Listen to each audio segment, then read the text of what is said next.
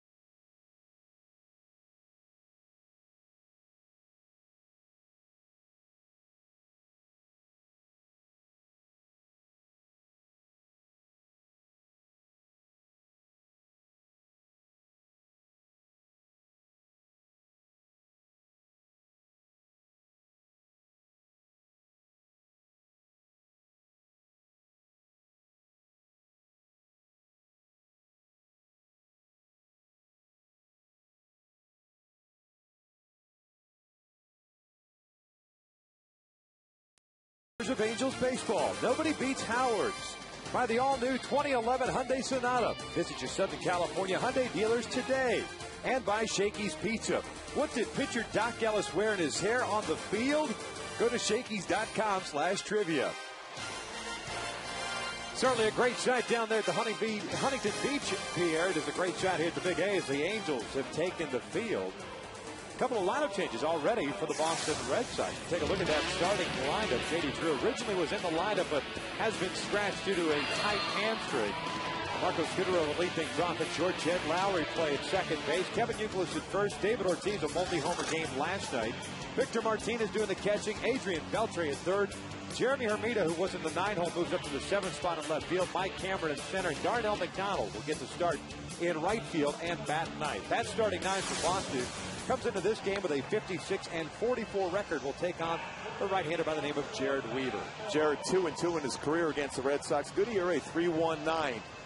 Again, the adrenaline's going to be pumped up. It's going to be facing the Red Sox and his former buddy and John Lackey.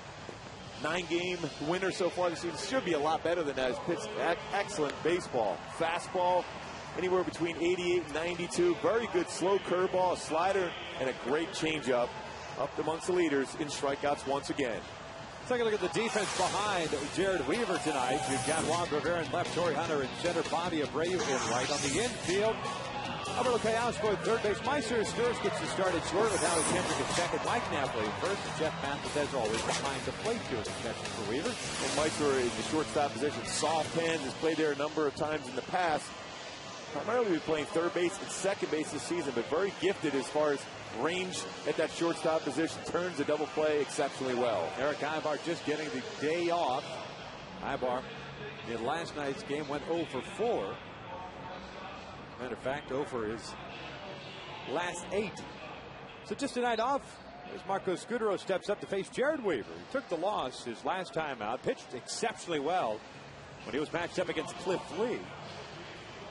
It was a 3-2 loss in Texas, going 6 innings, allowing 3 earned runs on 7 hits, striking out 5, and walking 2.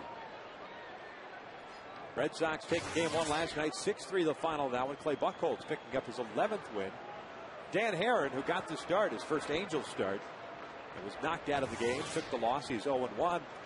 Appears to be all right, ready to go for his Saturday start. The first pitch of this one is outside for ball 1. Boy, what you love to hear about. He didn't want to come out of that game no matter what, but Mike Scioscia decided in that situation, look for the long haul instead of trying to force him out there to throw through that discomfort last night. Scudero takes a strike, and that'll even account at 1-1. Scudero led off last night's game, swinging at the very first pitch and fouling out. He ended up going 1 for 5 on the evening.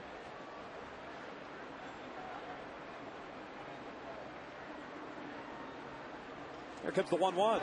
Breaking pitch just missed outside, and not by much. 2-1. James Hoy calling the balls and strikes this evening. Todd Titchener over at first. Laz Diaz at second, and Wally Bell, who called the balls and strikes last night, is at third base. 2-1 pitch. And Scudero skies this one out to shallow left center field. Torrey Hunter comes chugging in, as we've seen quite a bit this year, and will make the catch for out number 1. Well, Torrey had to come a long, long way to be able to make that play. Of course, as usual, because he gets that first great step, makes it look routine, but that's a play that he wouldn't normally have to come in and make on that most times. I'll bring up Jed Lowry. No, the Angels are going to travel the most miles in Major League Baseball this year, 50,000 plus. Torrey's already there. As much ground as he's had to cover this year. That pitch is outside for ball 1. Lowry hitting 200, an RBI and a double. Just back off the 60-day disabled list a couple of days ago as he hooks this one down the right field line. That's a fair ball. LeBray will play the count here. Bobbles it. And Lowry, fortunately, will stop at second with a double.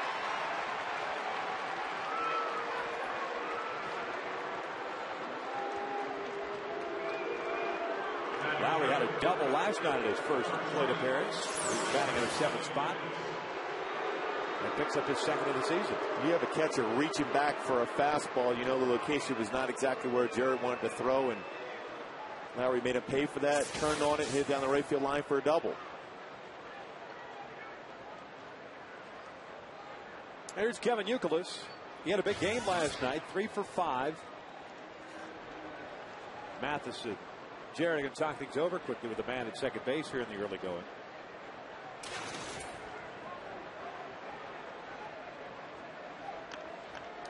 One of those hits stayed in the infield. That's the one that went off the right forearm, causing the contusion to Dan Herron's right arm.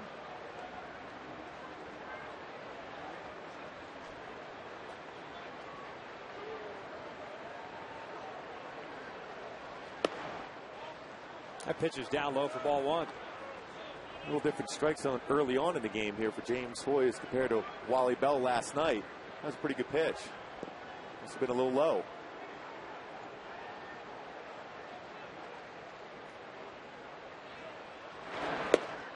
Good breaking pitch there. That'll even the count.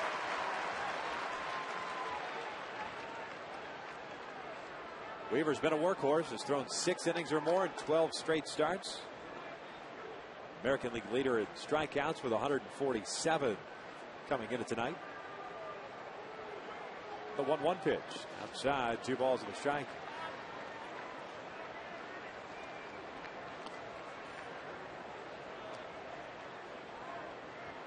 First time this year that Weaver's faced the Boston Red Sox, with overall his career 2-2 mark. A 3.99 ERA.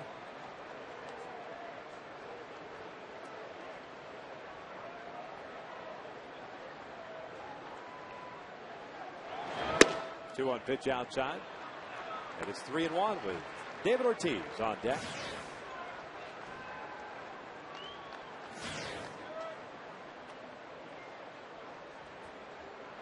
Spot a lot of times Sherwood will throw that good curveball in this count because he can throw it for a strike.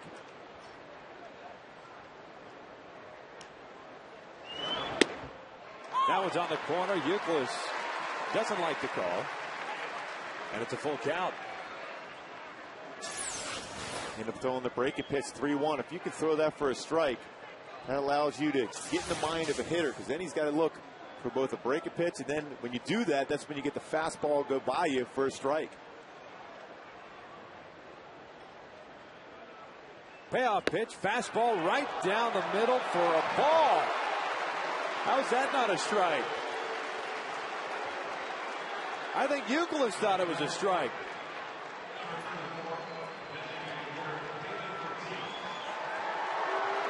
It is a walk, and that puts 2 on here with 1 out. Weaver obviously a little upset at the non-call. Well, the big thing is you got to take a deep breath and realize, hey, he's not going to call the low strike.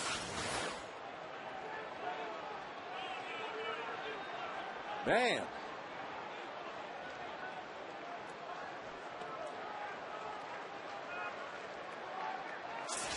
Well, it's always a difficult task when you're a pitcher and you know the umpire's already established his strike zone. He's not going to call the low strike. It's forcing you up in a zone. And when you're pitching in the American League, it's a difficult task when they're not calling that pitch at the knees. Well, he regroups here to face David Ortiz. The big curveball drops it for a strike. Ortiz with his 37th multi-homer game of his career last night. 2 for 4. And now with 21 home runs on the season. 256 batting average, 64 runs batted in. He's got Lowry at second and Youkilis at first. Angels overshift on the infielders. Meister almost directly behind the bag at second as that pitch is outside.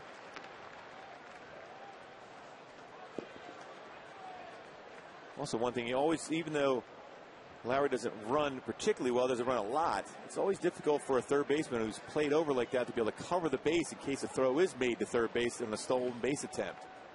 The only saving grace in this one is the fact that you do have a left-handed batter at the plate, so Mathis has full view of what's going on. 1-1 pitch is cued off the end of the bat. Kayasco will tag out Lowry. Not a time. Ortiz hustling down the line. A play that took a while to develop. So Lowry is retired for the second out of the inning. And Red Sox still have first and second now, but 2 outs. Right off the end of the bat. Kayasco may have had a chance, but again, when you have a situation like that, you have a long way to go for to middle infield to be able to cover the base at second base and a ground ball to third. So you got the lead runner, which is important. Just trust Jared to be able to get through the inning. I think that's too is a little scary in that situation. That ball off the end of the bat with so much spin, you can't really rush too much. That ball takes a last minute hop somewhere else. So nice job by Alberto to gather it, make sure of the one out. And Victor Martinez takes a curveball down and in. A lot of off speed pitches here. Last night we saw the Red Sox hacking early against Dan Herron. They caught up to him in the second and third innings. Yeah, around the plate the whole time. But at that point, a lot of fastballs for a strike. Then he made the adjustment at the course middle part of the game using that split finger and curveball first pitch. Just underway here at the Big A. 15 pitches thrown by Jared Weaver. Got Scudero to fly out to center. A double by Lowry. A walk to Euclid. Now the fielder's choice by David Ortiz.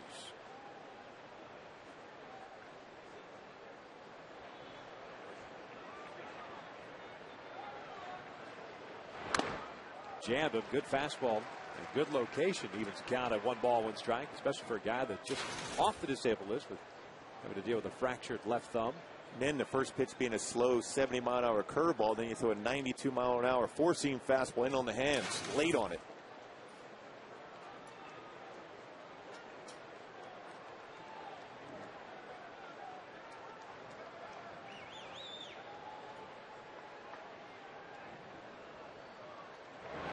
This one off the end of the bat again. Callasco waiting for it. Goes the short way. And nobody's there and safe at first. Nobody was on the bag at second base. Why Callasco just didn't fire on to first base is beyond me. That's the point I was making on David Ortiz. When it would be a difficult task for somebody to be able to be at second base on that ball. Plenty of time to throw it across the diamond, though. Well, pretty lucky and fortunate how he was there to be able to catch that throw as Meister was trying to cover the base. And traditionally that is a play that the second baseman would take, but Howie was playing over to the right side with the left-handed batter up. And that's one of those things as an infielder, you got to look around, check out the defense. But more times than not, especially when you got Victor Martinez or a catcher of that ilk that just doesn't run all that well, just take the easy out at first base, get yourself back in the dugout. Now Mike Butcher has to come out and talk to Jared Weaver and make sure that he doesn't get over emotional in the situation. He's got the bases loaded now with 2 outs of Beltre at the plate. Well, you talk about a critical time already in the ballgame. This could be the key batter for Jared Weaver and the Angels already.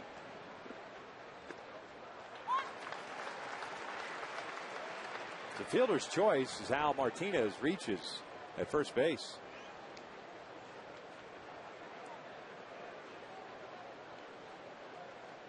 Beltre was 2 for 3, including a triple to straightaway center field off the glove of Torrey Hunter last night. He waves at that breaking pitch. And it is 0-2. A nice job by Jared. That first pitch especially. You have the adrenaline going. You kind of have the emotions. Then you throw a great changeup first pitch. And then you throw a slider off the outside corner. Good sequence so far. 0-2 fastball is fouled back and out of play. And when you start talking about pitch counts, you see Beltre's poor numbers with the bases loaded. These are the numbers that you start counting up. The extra pitches caused because of a misplayed error, or in this case, the fielder's choice, the bad decision by Callasco. 3 extra pitches for Weaver. Or a borderline ball called on Euclid also. So this inning is a lot longer than it should be. Another 0-2. This one's rolled over to third. Callasco, well, literally steps on the bag this time. Says, you know what, I'll just take it myself. It was a long inning, but nothing comes across for Boston. We head to the bottom of the first with the Angels due up to face their former teammates.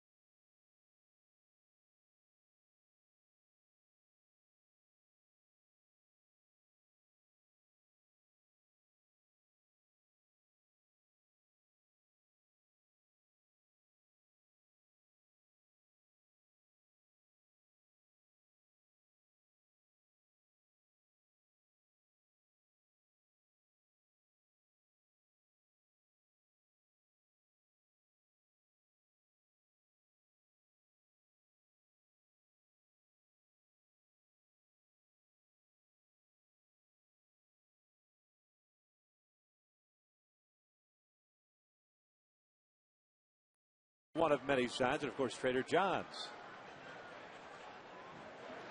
We start the bottom of the first inning. Even just generic signs about the Yankees and the Red Sox. But John Lackey makes his return here to the Big A, and unceremoniously, considering the way Angel fans appreciated Vladimir Guerrero and Sean Figgins. Yeah, I mean, they got a pretty good round of applause. But, John Lackey was about as competitive and as loyal as far as when he wore that Angel uniform as anybody's ever put on that uniform before. His first pitch here in the bottom of the first inning is a strike to Meiser Sturis. The leadoff man and playing shortstop tonight. He was 2 for 4 last night, a .250 overall average. So he takes the curveball in for a strike.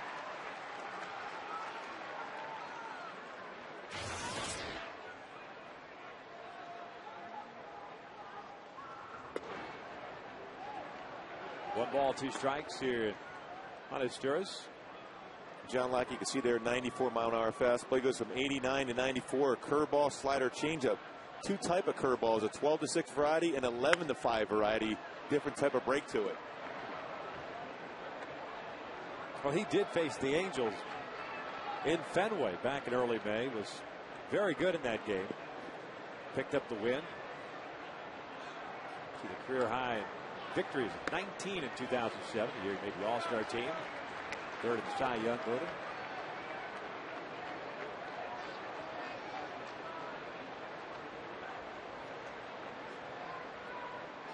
Two pitch to Meiser, and that is line to center field. But Cameron had him played perfectly as he comes in and makes the catch on that sinking lineup. Let's take a look at Mike Scioscia's starting lineup.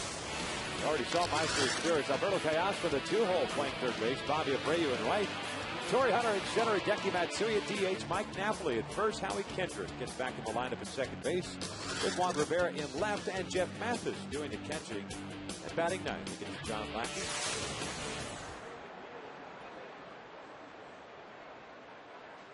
There's Callasco, who's 1 for 4 in the opening game of this series, hitting .272 overall with 8 home runs and 46 runs batted in.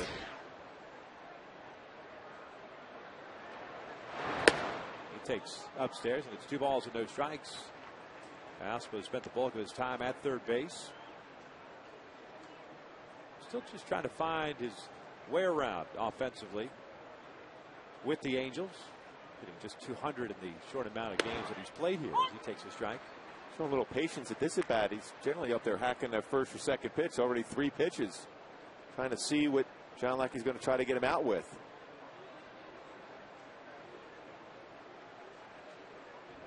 This one bounced foul, and got a piece of Callasco's left hand.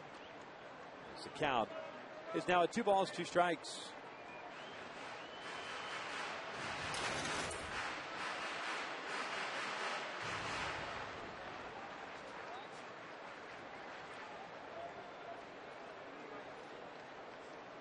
Lackey not wasting a whole lot of time out on the mound. Delivers a 2-2, and that's down low. Full count. 9-game winner. ERA had been hovering in the upper 4s, but pitched a little bit better late to get it down to the 4.36 that it's currently at. And a 3-2. Breaking ball is rolled foul. Alfredo Griffin with the smooth hands. Always was, always will be a great fielder.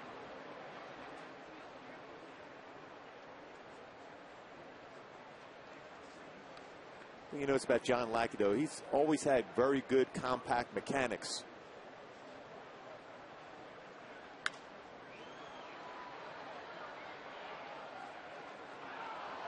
Still a 3-ball, 2-strike count.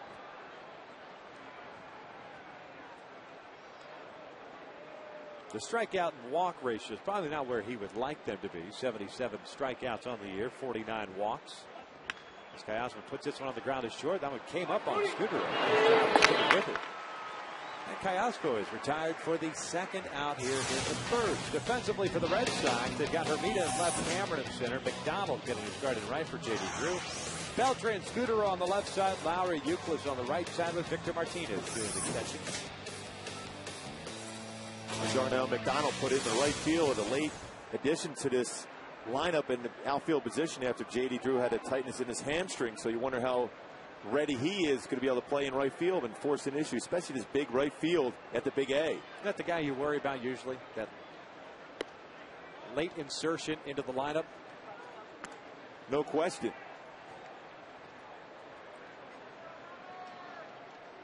It's always that last guy that ends up doing some damage. Abreu takes a breaking ball for a strike, and it's 1-1.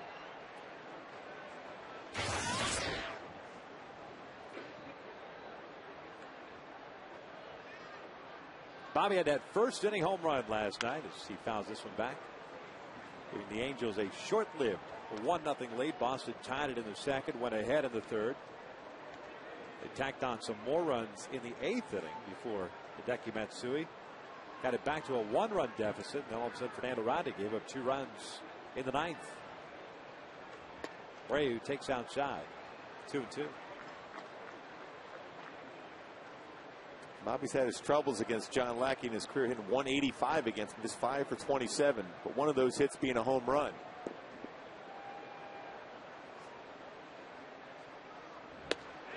Called strike 3. Down goes Abreu on that low strike zone. One of the books here at the Big A. We have no score.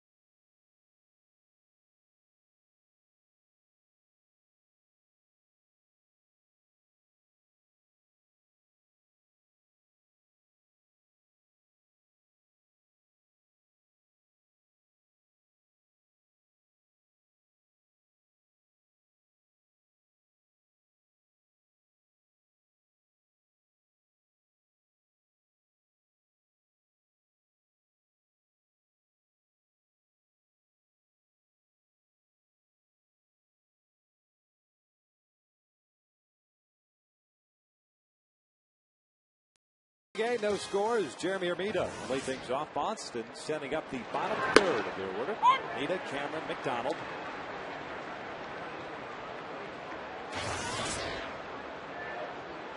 Hermida was out in left field last night, but 0 for 3, a couple of strikeouts.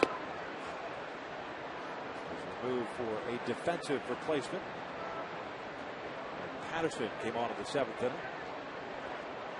Hermida, the former Florida Marlin. 1-1 pitch is in there. 1-2. Nice job by Jared Weaver to get out of that first inning. Base loaded 2-out situation, getting Beltre to ground out as Hermida fouls this one off to the left. A great job of keeping his emotions in check. Huge game for the club himself. He's getting locked up against his former mentor and John Lackey, so he was able to take a deep breath. Good job by Mike Butcher going out there and just talking to him just to take a breath and get through that inning. There's that first changeup of the night. Very good one with 2 strikes. Gets Hermida, and there's strikeout number 1.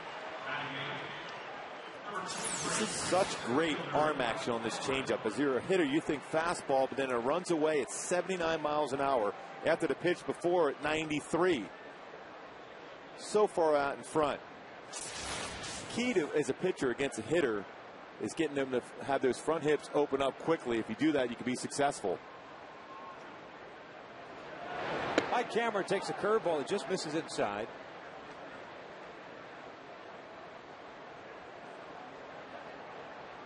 With his 0 for 3 performance last night, Cameron's average .268. Has 4 home runs and 15 runs batted in.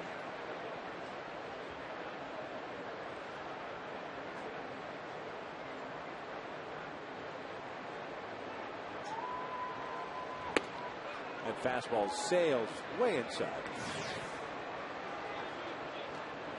And it is 3-0. Cameron, just one of the many additions that the Red Sox had this past offseason, along with Adrian Beltre, John Lackey, Marco Scudero. Seems like the Red Sox are always active during the wintertime. A lot of changes. 4 or 5 at least on the 25-man roster each and every offseason.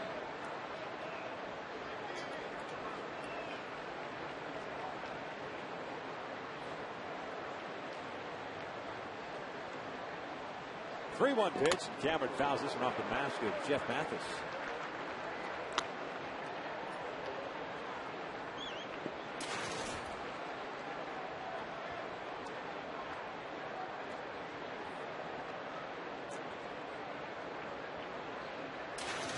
Cameron, a guy that will swing at the breaking pitch. Shook him off for a fastball to the outside corner. Fouled straight back. The count remains full at 3-2. Veteran Mike Cameron, 37 years of age, been around a while. First got to the big leagues in '95 as a member of the Chicago White Sox. They were the Reds, the Mariners, Mets, Padres, Brewers, and now the Red Sox. And once had a 4 home run game. Breaking pitch is in there for a called strike 3. Second strikeout of the inning for Jared Weaver. What a great motion on this curveball. That's a situation as a pitcher you think mindset. I had to throw that close enough to the plate. Howard's Exmo. Rotation of that curveball. You're thinking of lines, I have to throw it for a strike. At the very least, get it close enough, you get the hitter to swing at it. It's kind of an odd visit by Mike Butcher here. With Darnell McDonald now in the lineup, and perhaps that's all it is, hey, just a refresher course. This guy wasn't in the original lineup. Let me give you a recap of what he could do, or maybe Jared just a little worried about the strike zone, and Mike Butcher maybe noticed something and doesn't want anything to happen or escalate as far as with home plate umpire James Hoy. Well, Mike Socha and Mike Butcher are talking about something that maybe that they saw out of Jared. Just to make sure they're on the same page, especially after you have 2 strikeouts like you did. You don't want to slow down the pace unless something happened. Sure. He's ahead of the count at 0-1. And McDonald lines one into right center field, a base hit. Torrey over to cut it off. McDonald will stop there. Boy, what a nice job by Torrey to cut that ball off and get rid of it. Bobby's there to help him up. So it's 2 out, single for McDonald. Pitch up, flared it in the outfield. Torrey realized McDonald runs well. Cuts it off and throws it into the infield. Now, Jared's going to have to keep an eye on McDonald at first base. He does have 6 stolen bases on the season. Jared, a very good pickoff move to first base, but once he delivers the baseball, because of his height and his delivery thrown across his body like that, not the quickest to the plate.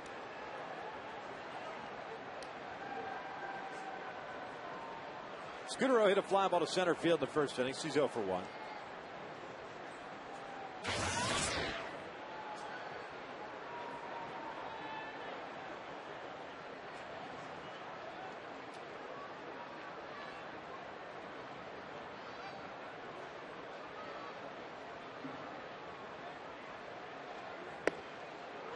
Catches the inside corner for his strike.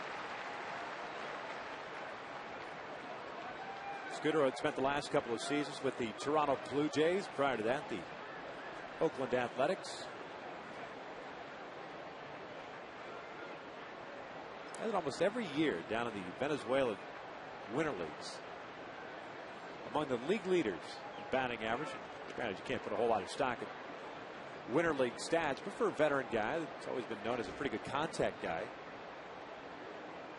seems to have carried over, at least now in a full-time role, and really never manifested himself into a full-time role with Oakland. He was always kind of that bit player that bounced around from position to position. I always thought he was a very good defender, too, and a good contact hitter. I was surprised it took this long for him to be that everyday guy and consistent like he was going up there Toronto now here with Boston. Count is even now at 1 ball, 1 strike.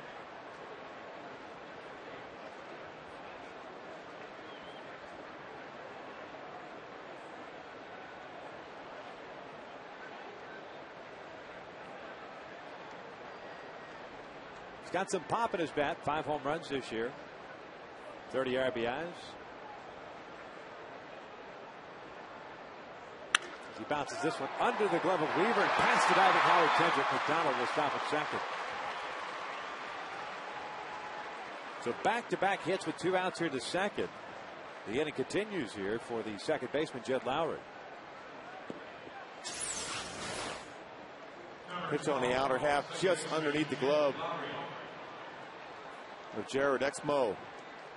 Throws across his body, so he's not generally in great fielding position. Jared does a nice job on bunts, covering the base, but that ball right up the middle, because he throws across his body, it's going to be a more difficult play for him. But has developed into a pretty solid defender. A lot of extra work he puts in to be able to become that above average fielder.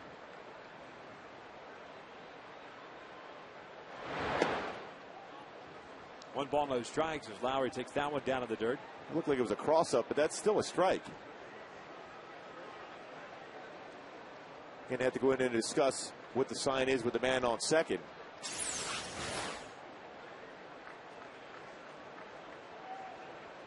That is a straight-up cross-up and not the way you want to get crossed up. No, you want it to be the other way around when you're thinking fastball on the breaking pitch. Here he's looking for a slow, maybe curveball, and then get a fastball at 91. And got him almost in the wrist.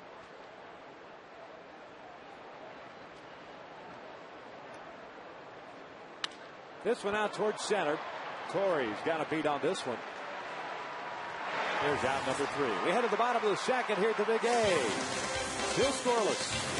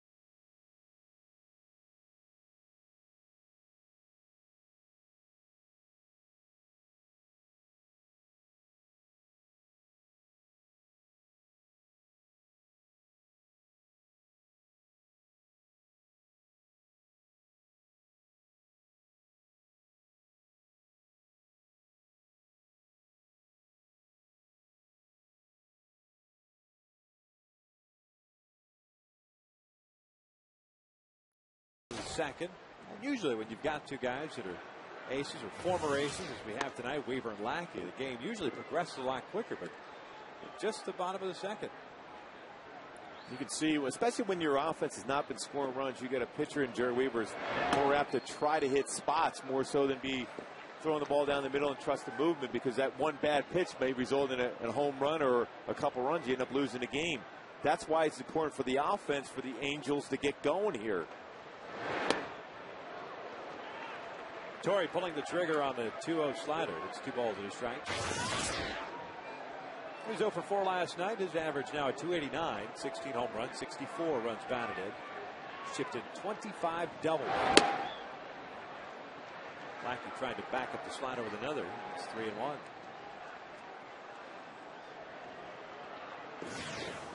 Hunter, Matsui, and then Napoli. Scheduled 3 hitters as Lackey had a 1-2-3 first. And this one's fouled off to the right.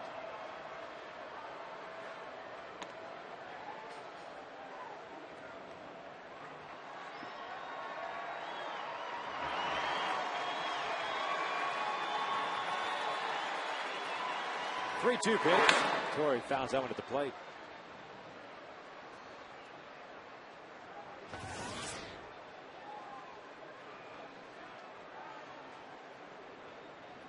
Now, one of the things that we've been asked today, especially from Red Sox fans and the like, is which hitter would John Lackey be going after and trying to retaliate for Adrian Beltre getting drilled last night? As Torrey fouls this one back, I don't believe there to be any retaliation. Beltre was hit after David Ortiz's second home run in that 9th inning. Pardon me, the 8th inning. Beltre was satisfied with the fact that that was not done on purpose, so that would surprise me if indeed that did happen. Torrey's retired for the first out. And now it's time for the Coors Light. Cold, hard, blast. Matsui homered in back-to-back games. 4 home runs in his last 6 games. Fastball, middle in. Nearly going up to Matsui land in right field. And that was our Coors Light cold, hard blast.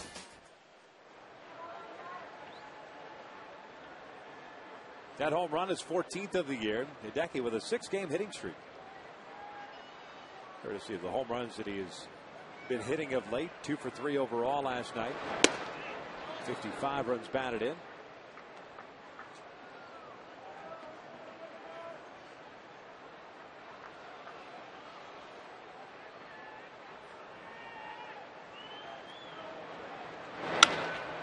Hits this one to down the left field line. Long run in for Jeremy Hermida, and he will not make the catch. And Matsui ends up at second.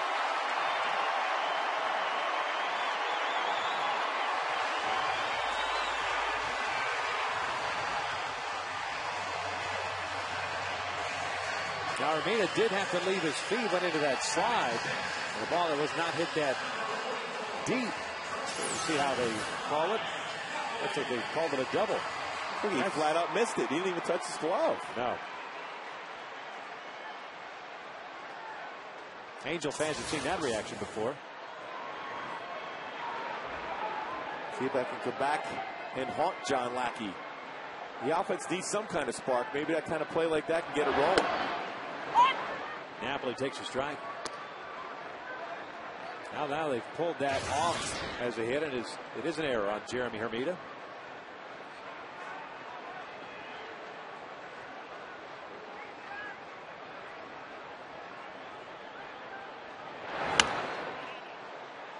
No balls, 2 strikes on Mike. 1 for 3, including getting hit by a pitch.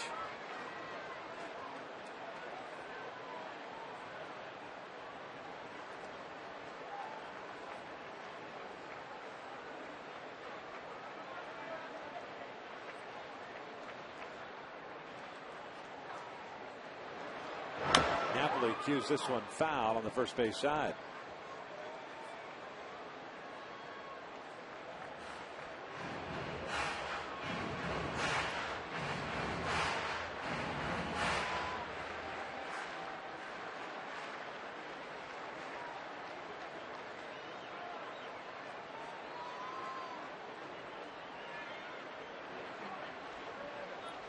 No balls, 2 strikes. Matsui leading off at second.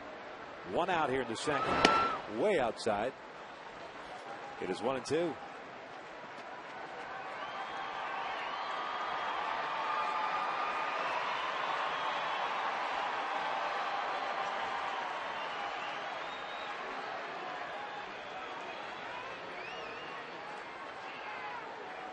We'll see if he can get one of those hanging curveballs out over the plate, Mike Napoli, and drive it. Breaking pitches, popped up.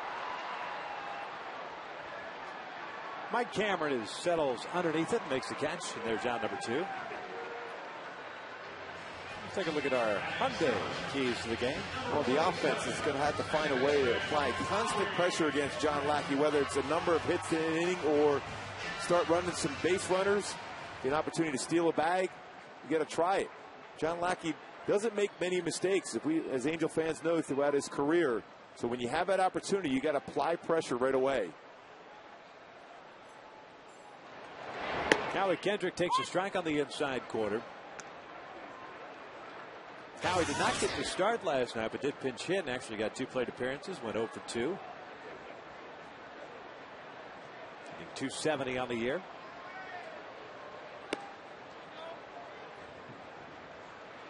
That'll leave it a count of 1 ball, 1 strike.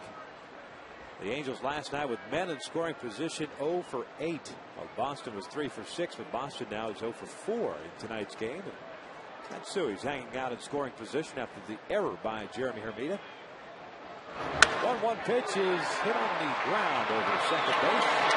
From the outfield grass retires Kendrick, and Matsui is stranded at second. 2 complete here at the Big A. No score.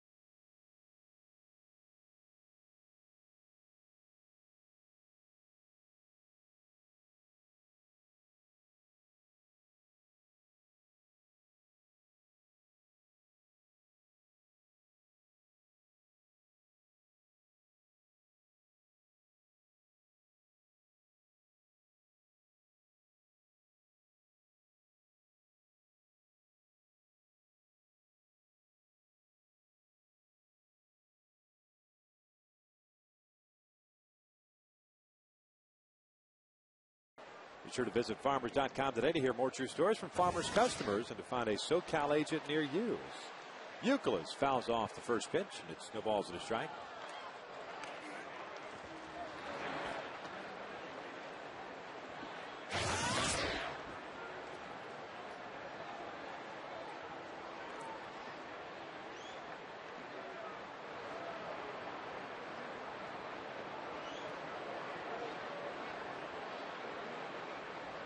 The 1 pitch in tight. Youkilis drew a walk in the first inning, the only walk issued by Weaver to go along with the 2 strikeouts he had in the second.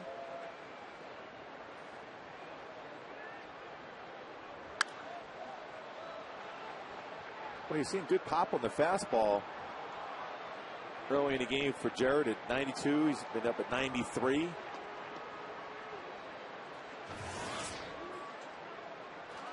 Had a 93-mile-an-hour fastball and a 70-mile-an-hour curveball.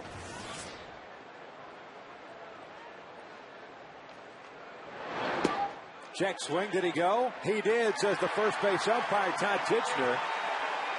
And there's out number 1.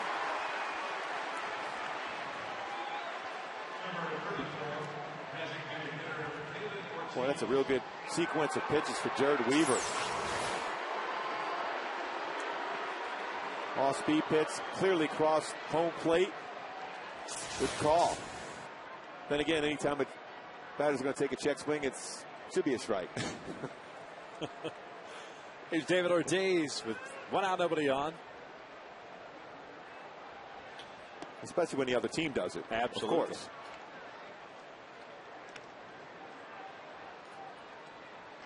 Ortiz is 0 for 1, reached on a fielder's choice, a little cue shot that he hit over to the third baseman Alberto Callaspo.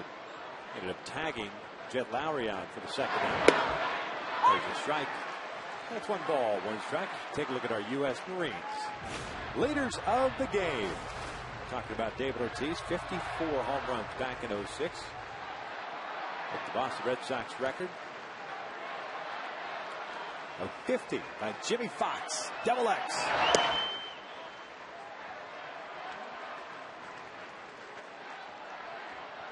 Surprising if 50 would be the high, considering that's a pretty good ballpark to hit a home run when you play a majority of your games there.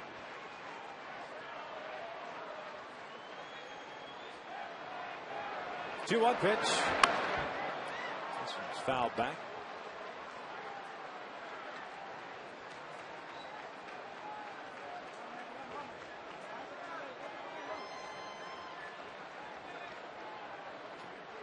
Especially now with nobody on base here and David Ortiz up, even more so the shift in which Howie's playing in short right field. Meister playing on the second base side of the infield. Callaspo playing normal shortstop position against David Ortiz.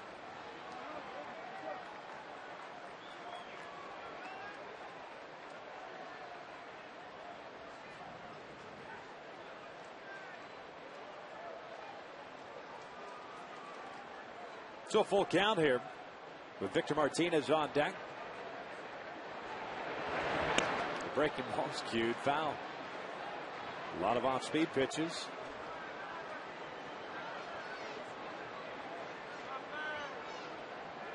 We have seen throughout the years that Ortiz, even with that big overshift with the 3 infielders on the right side, is willing to try to drop one down the third base line. My thought process is if he wants to try that, so be it. He's only at first base. Got him swinging. Down goes Ortiz on the off-speed pitch. 2 outs. Boy, the arm action on this changeup. Ortiz thinking fastball way out in front. Again, that's how you sell that changeup. Because a hitter, you want to make him think fastball. You see the same arm slot as your fastball and changeup, but it's the grip that changes the speed on that pitch. There's Victor Martinez with 2 outs, nobody on. He'll look at a fastball for a strike.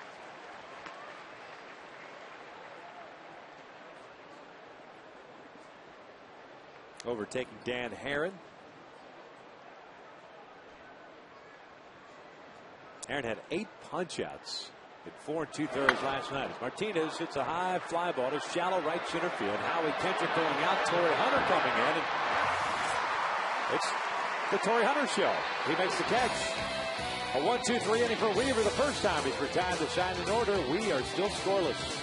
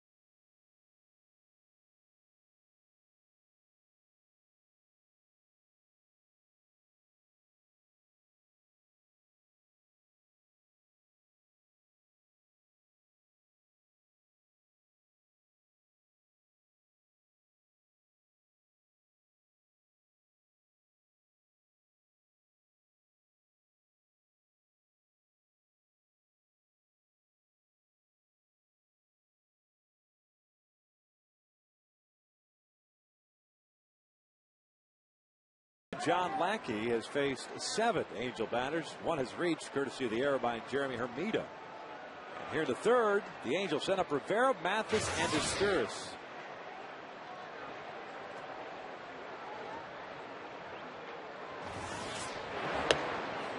Juan promptly takes a strike. Lackey with 1 strikeout, no walks.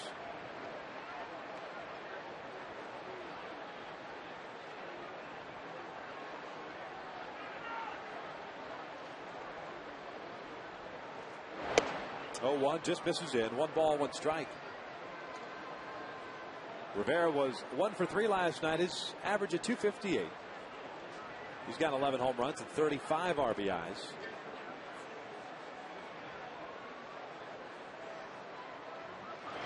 Breaking pitch is hit in the air down the right field line. It is tailing foul and under the seats.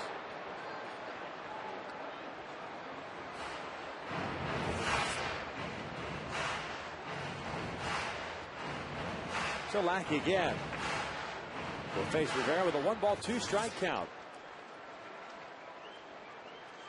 The Angels with the loss last night dropped to 27-22 here at home.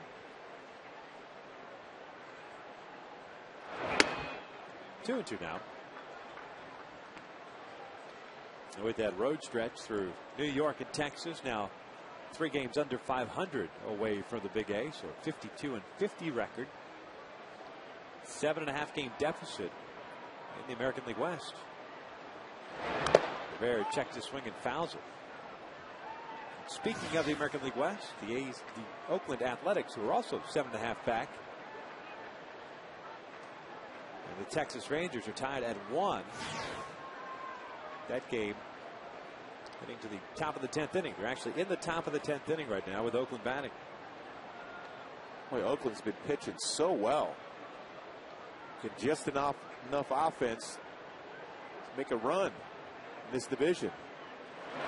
Rivera rips one into the left field corner. This got a chance off the bottom of the wall. Rivera's trying for second. Hermida's throw is not in time.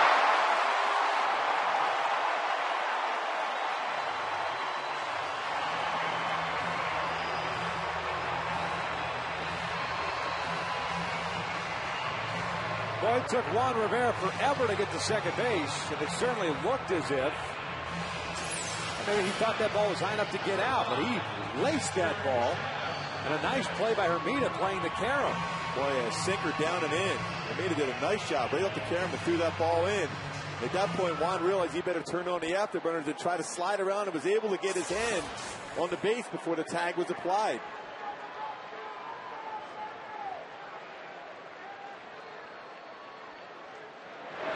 Mathis drops the bunt up the third base line. Beltre will let it go foul.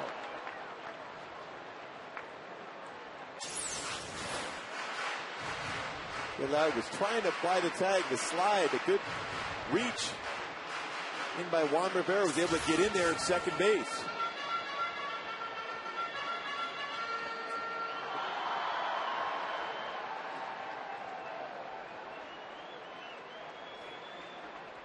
Well, this is a situation where the Angels are going to try to whatever they can to manufacture a run.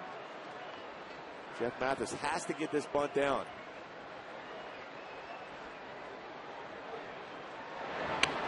Drops it down in front of the plate. Martinez looked to third, but he'll throw on to first. Mathis gets a sacrifice down with Juan moving to third base. Good bunt. Solid baseball by Jeff Mathis. And with Meister up, one of the best that the Angels have had during his career as an Angel as far as with runners in scoring position. Like the Red Sox are going to play the infield in. They don't have to come in quite as far, they feel, with Juan Rivera at third base, but they are playing in, trying to prevent the run.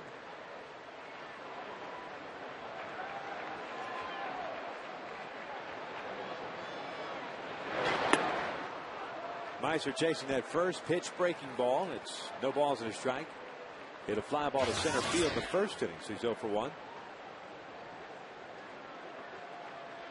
I think the approach for hitters in this situation for the Angels with the man on third, first pitch, if you're going to throw a breaking pitch, you just have to take it, let it go. Look for a fastball. Easier said than done, but you want to get a pitch elevated enough so you can hit it in the air. Going with the breaking pitch, and it's outside, even to count. Just the guy you want up at the plate with man in scoring position. 353 this year in that situation, 329 throughout his career. And helped out now, too, with the infield drawn in. Dino Ebel talking to Rivera. His first chases that off-speed pitch. 1 ball, 2 strikes.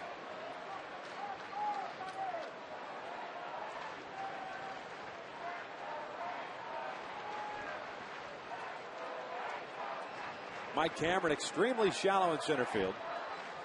He's going to try fastball here.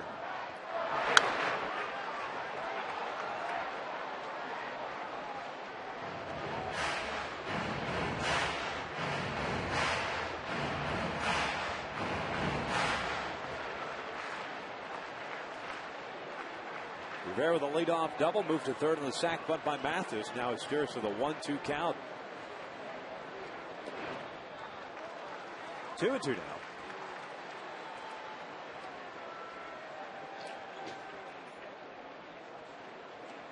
Mentioned Cameron playing shallow and shading his steers the opposite way.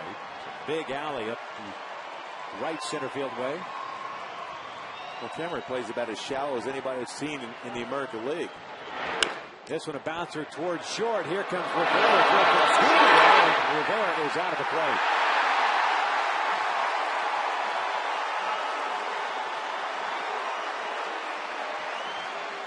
Two outs.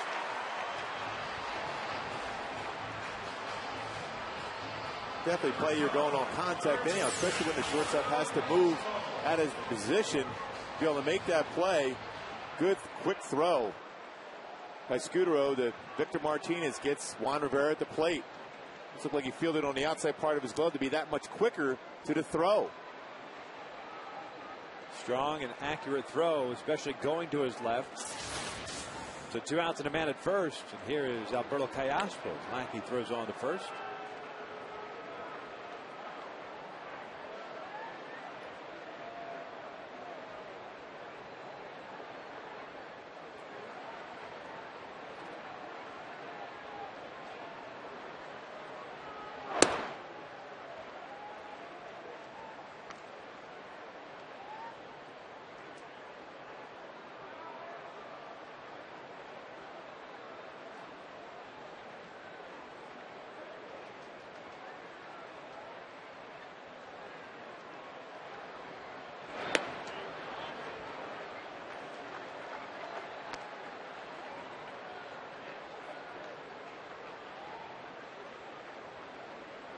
Two balls, no strikes.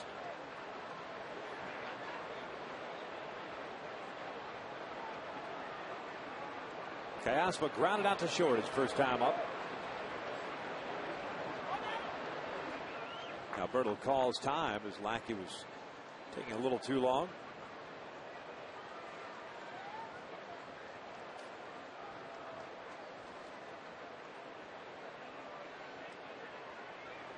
John Lackey's allowed 19 stolen bases on the season. There goes the runner. The hit and run works as Callaspo puts it in the left. And Scudero ends up at third base. Scudero, the guy that was asked to cover the bag, vacating the spot. Perfectly placed ground ball. And most times they're going to do that, especially with a left-handed batter up. Shortstop will be covering. Mike, so good job of reading that, getting into third base. John Lackey's seen that a number of times on that Angel bench, first to third. But it's good to see the Angels being aggressive in that matter. Here's Abreu, who struck out in the first inning. The only punch out that Lackey's had.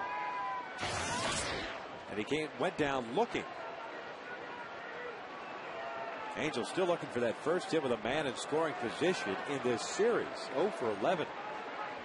That's down and in for ball one.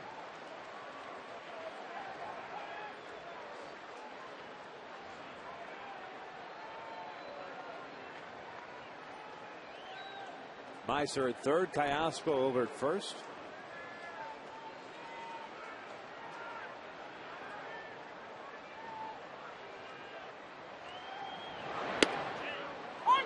Bobby takes a strike.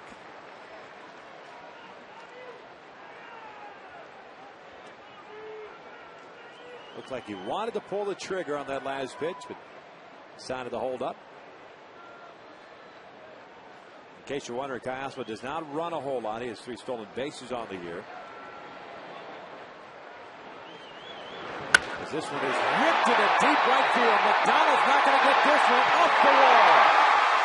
His Historis will score, stopping at third base is Teoscar Abreu in at second with an RBI double. And the Angels lead it 1-0. Super quick hands for Bobby Abreu on that swing. Couple pretty good at bats. Talk about applying the pressure on John Lackey when you put those hits together. On to Exmo, fastball, inner half, centered up very well by Bobby Abreu off the wall. Played well by McDonald to get it in quick enough to keep Teoscar from scoring. So just like last night, the Angels strike first, 1-0 here in the third. Here's Torrey Hunter. Waves at that breaking pitch for strike one. Torrey got one off the end of the bat. Hit it right back to Lackey in the second inning. So he go for one, as you see his average since the All-Star break.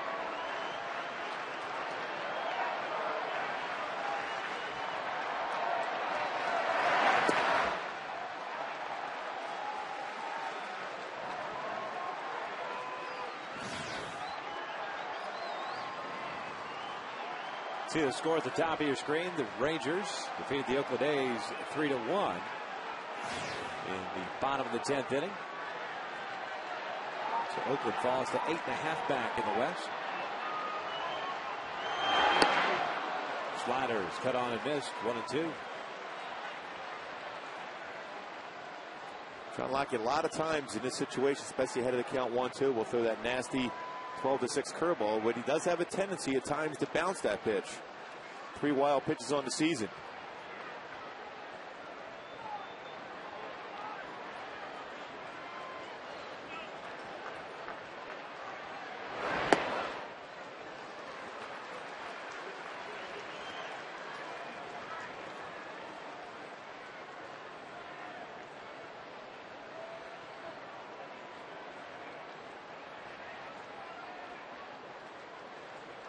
Abreu at second, Teoscar over at third. 2 outs here in the third inning.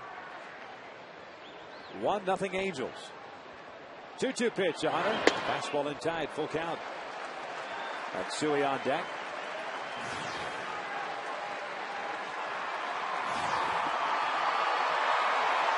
John Lackey came into this inning having thrown 37 pitches through the first 2, so 25 alone here in the third.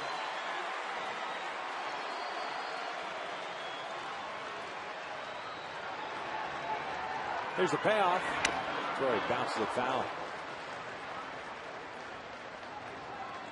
John Lackey's one of those guys, too, that will give you 115 to 125 pitch performance each time out. Now already with 64th pitch coming up in the third inning here. It looks like he might be settling right around what he's been averaging, around 6 innings to start. Jams Torrey here. The count will remain at 3 balls, 2 strikes.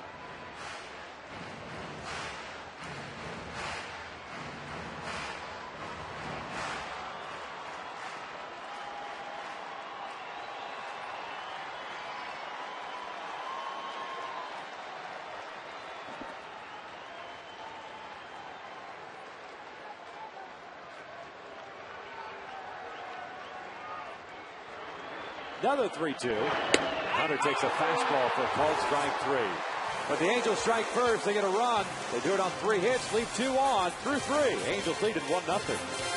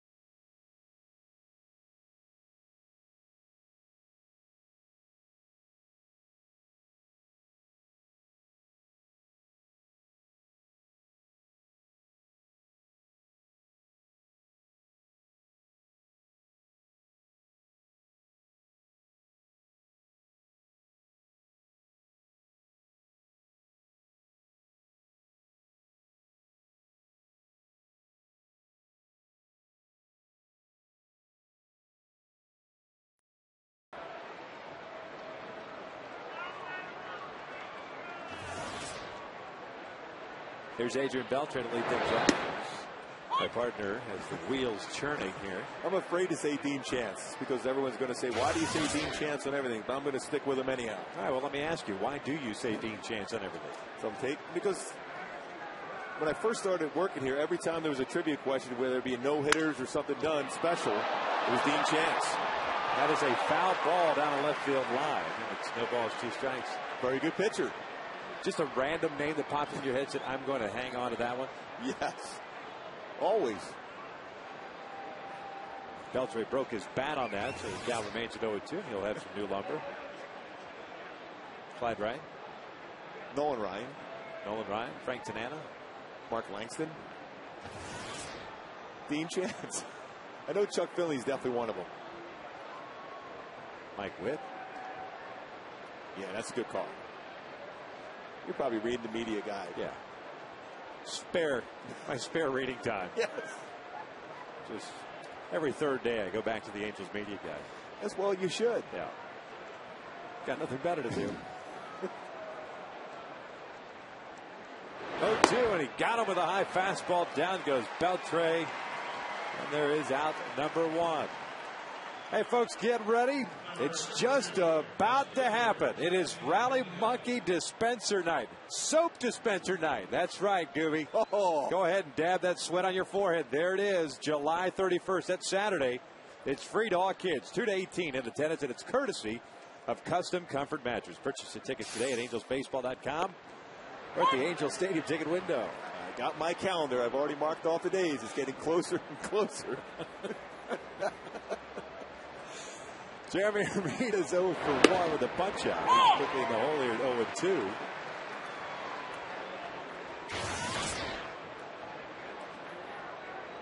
You put soap in it or just that germicide stuff you carry around? 0-2 in the dirt.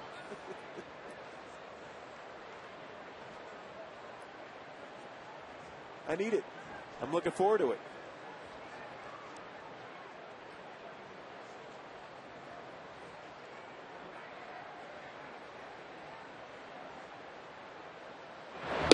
Got him with a changeup. Down goes Hermita. Back-to-back strikeouts. 6 now on the night for Weaver. Brings up Mike Cameron. Boy, he gets Beltre with a high fastball. Hermita on a great changeup. Running off the outside corner. You stay on top of this pitch. Much better action. The baseball just comes out of the fingertips at the end. Rolling out. And then, of course, the speed is taken away from the grip. Cameron swinging through that fastball. It's no balls in a strike. He went down looking into second.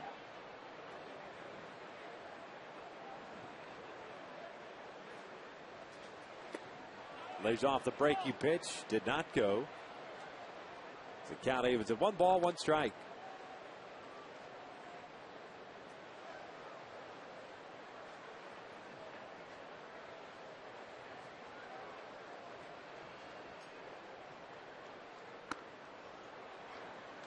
Jared just overthrowing down one a little bit. 2-1. I think you notice about Jared Weaver now. Doesn't waste any time in between pitches. This one's fouled back just over our heads. Count evens at 2-2. And there are times, I mean, it's almost impossible to stay that focused all the time. And there's going to be some calls that don't go your way, so you need to take that little walk to kind of calm yourself down. But for the most part, it obviously benefits not only Weaver, but the guys behind him playing defensively.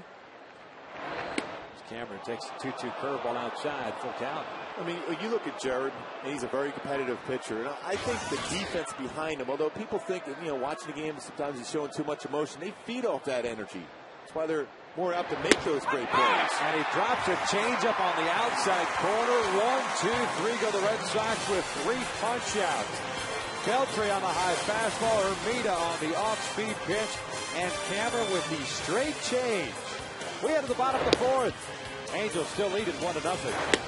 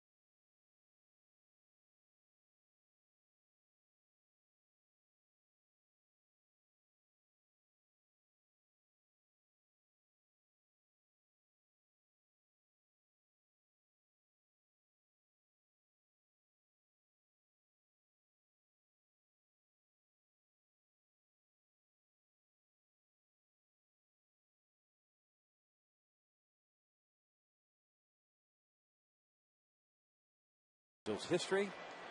Chuck Finley, 165. Nolan Ryan with 138. Mike Witt with 109. No Dean Chance? Negative. Ghost Rider that pattern is full. Hideki Matsui to lead things off here in the fourth. Angels up 1-0. Lackey delivers a fastball up and away. Matsui reached what was called an error by Jeremy Hermida. Ended up at second base and ended up stranded there. So he's 0 for 1 right now. We just happened to have that discussion during the commercial break as Matsui was coming to the plate as to whether or not that was an error. A lot of ballparks will call that a hit because the ball apparently did not hit the glove. He takes a strike and it's 1-2 now. Well, should the play have been made? Yes. Did it even hit his glove? No. We were talking about a lot of times when the ball's lost in the sun. That play should be made, but it's not because they lose in the sun. They didn't put the glove on it, so it's given a hit. So that's a situation where you think maybe he should deserve a hit then. Matsui goes down swinging, and there is the first out of the eighth. Go back to that first plate appearance for Hideki Matsui. Hit the ball out towards left field. Hermida just came in before he left his feet.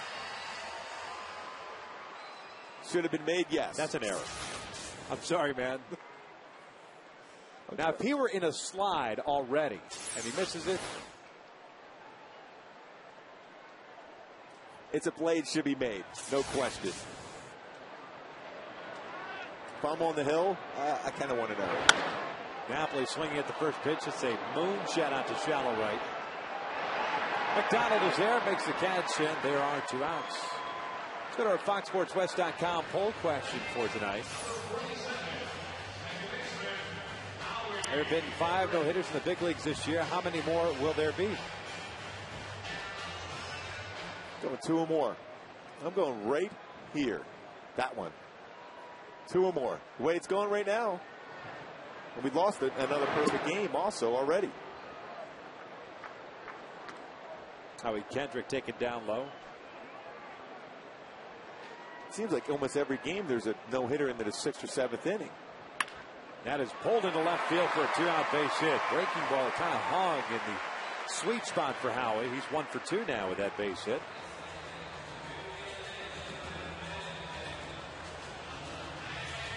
And he keeps getting alive for Juan Rivera. And Max Scherzer had a no-hitter in that game as well. Into the 6th inning. This is a young pitcher for Cincinnati against Roy Halladay. Had a perfect game or no-hitter in the 9th inning. They ended up losing. That wasn't Mike Leake. Was it Leake? Yes, I think it was.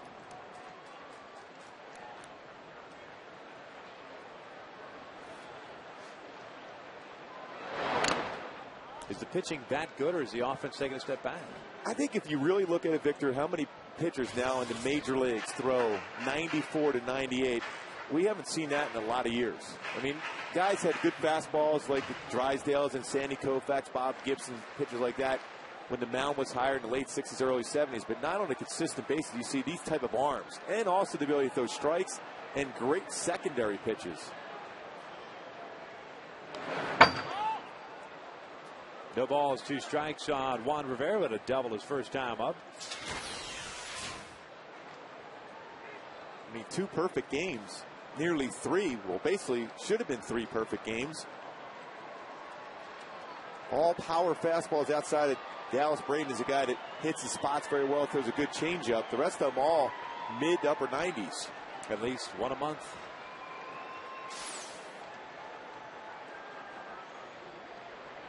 Quick throw to first, and Howie's back easily. Do you still think they should put the mound back to its original height? Why not? As a don't think as a pitcher, and I know it's difficult for you to separate yourself that way, but I think right now, because of the development of the arm, pitchers, I don't think there's the need to do that anymore. That's fine. Remember, there was talk about it because all the offense just a few years ago, they said, well, maybe they should raise the mound. You know, there's talk about. I think what it is too is you're seeing more consistent strike calls for the most part. What a strike is from the knees to at least belt high. Before you had to throw it right around thigh high to be considered a strike. There goes Howie. The pitch is inside. The throw down from Martinez is not in time. Actually hits Howie. He picked up a stolen base. Puts himself in a scoring position. 20th stolen base allowed. John Lackey's been on the hill. After the pitch out to a would be a breaking pitch in the inner half. Tough pitch for Victor Martinez to throw.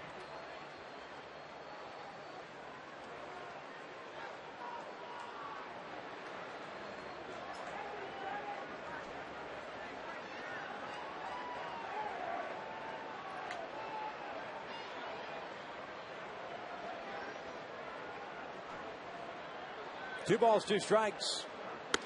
Full count now.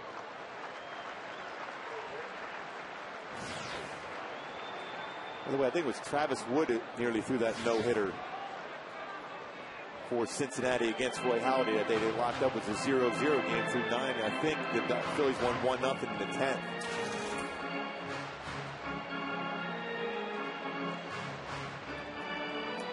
You know what he got?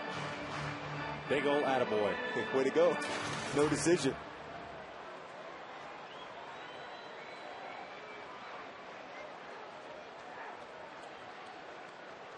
Full count here on Rivera with 2 outs. Kendrick at second.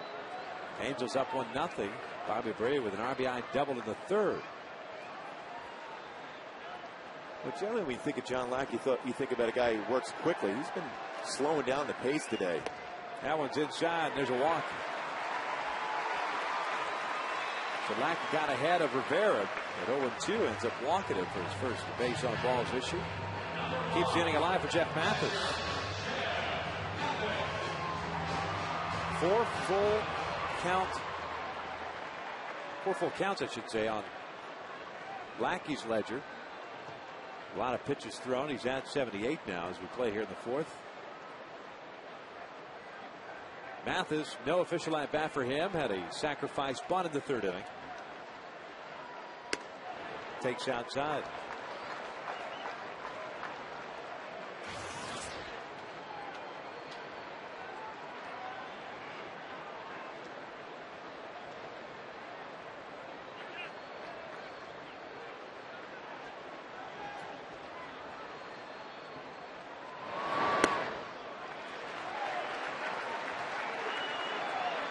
Two balls and no strikes.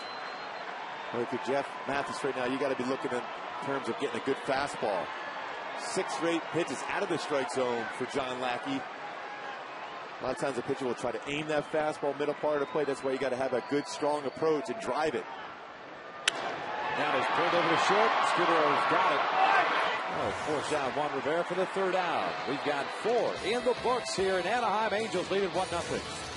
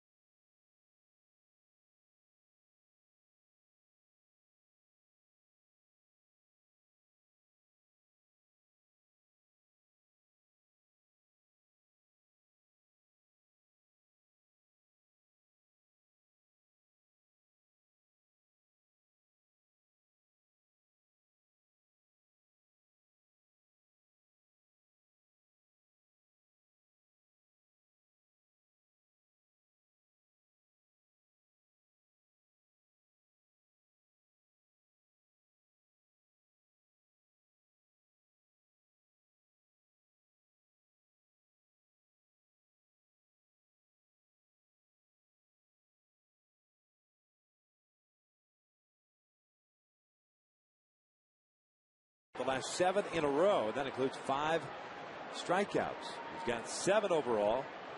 He's issued 1 walk that came back in the first inning to Kevin Youkilis. A pitch that was pretty close. Facing 9-1-2, McDonald, Scudero, and Lowry.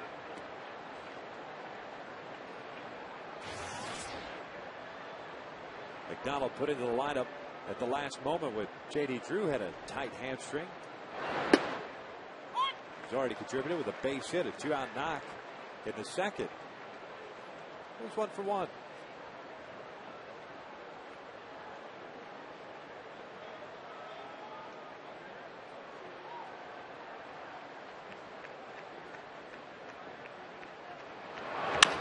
This one out toward the alley in right center field, and nobody's going to get this one. McDonald can run. Gray gets the ball back in. It's a double for McDonald, who now has a single and a double, 2 for 2 on the night. Both times hitting that ball to right field and right center field. Fastball that was down, though, but it got a lot of the plate. Now this one at that fastball on the outside corner, which would have been a perfect spot. Instead, it was the middle of the plate, and that's why you see that drive to right center field. May be up here a situation where Scudero is going to be asked to bunt.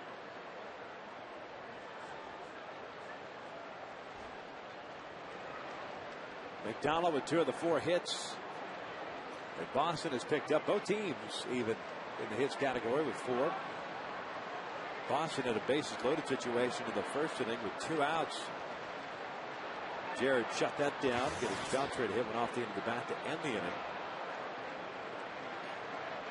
They had 2 strikeouts in the second, 2 in the third, and struck out the side of the fourth. Scudero had a base hit in the second, so he's 1 for 2. That's a breaking pitch in for a strike. Kind of a delayed motion by Scudero to square around and show bunt. Almost looked like he was going to try to bunt for a base hit.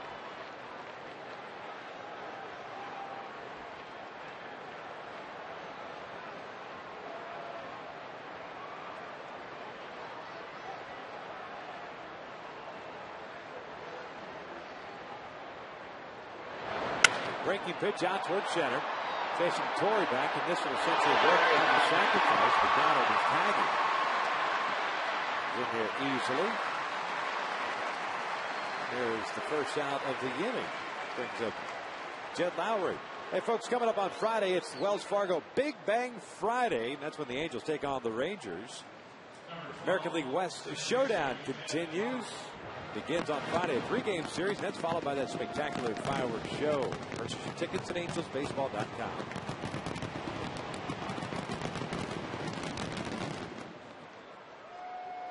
Infield in now for the Angels with Lowry at the plate. He's doubled and hit a fly ball to center. Jared opted to work for the full windup. First pitch is in there for a strike. There's that 2-seam fastball. And I like that location, too, because that's a fastball inside. A lot of times the hitter will read fastball first pitch in that situation and come roaring out. You can get inside and jam them, pop them up in the infield.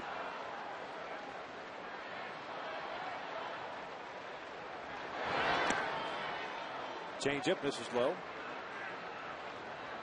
Evens the count at a ball and a strike.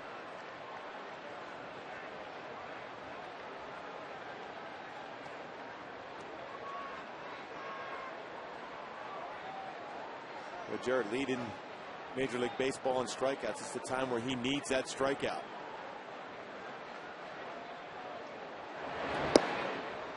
Two balls and a strike.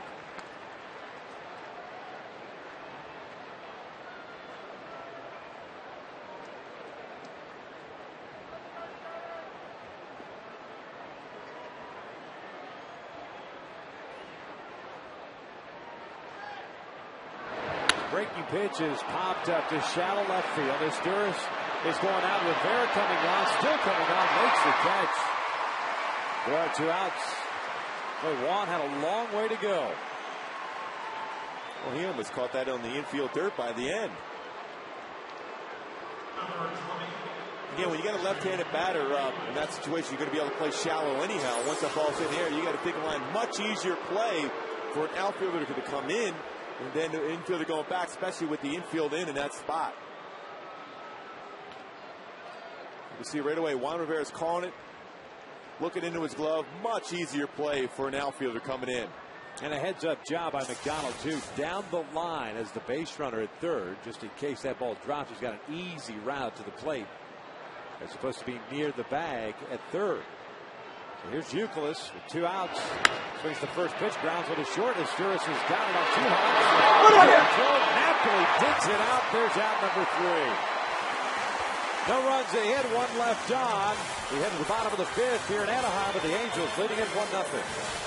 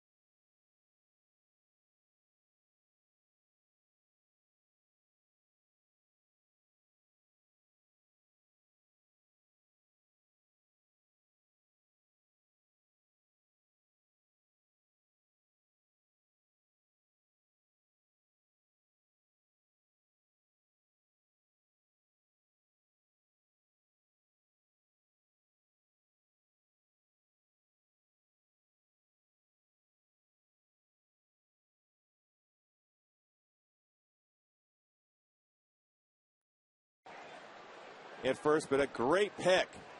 Boy, Jerry Weaver showed, he said, hey, great play. A lot of emotions in this game tonight. Top of the order for the Angels, Asturis, Callaspo, and Abreu here in the 5th. First pitch from Lackey's upstairs. Meister's 0 for 2, a fly ball to center. Reached on the fielder's choice, came around to score on the RBI double by Bobby. Third inning is Asturis throws this one out to straightaway center field. Long run back there for Mike Campbell over his shoulder, makes the catch. There's out number 1. Well, there it is right there. That's why he plays shallow, because even at 37 years of age, he can still go back and get it. Boy, that great jump and comfortable going back on the baseball. See how shallow he's playing. Ran straight back, had a feel for where the warning track was and then the wall was going to be. Never took his eye off the baseball, looked it into the glove.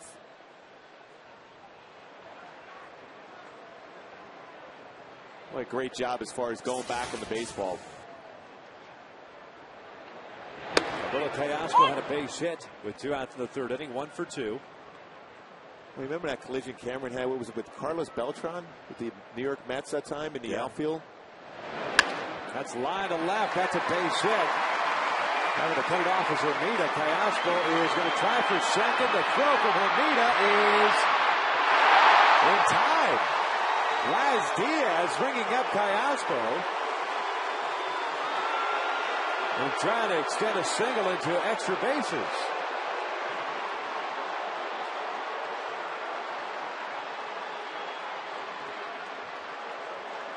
I think that was the gamble worth taking by Callaspo going into second.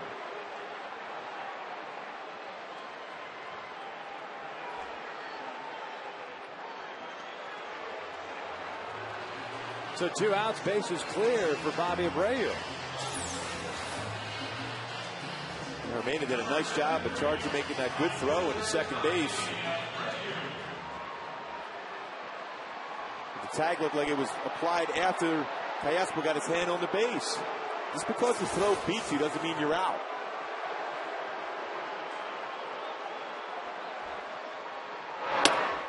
That one's in tight to Abreu. Watch the right shoulder of Callaspo. See where the glove is at. Misses him there. Does he tag him there before the hand? That's the question. Didn't look like it. And he's able to keep his hand on the base all the way through, which was pretty hard to do. That's where I was concerned, as that one comes inside.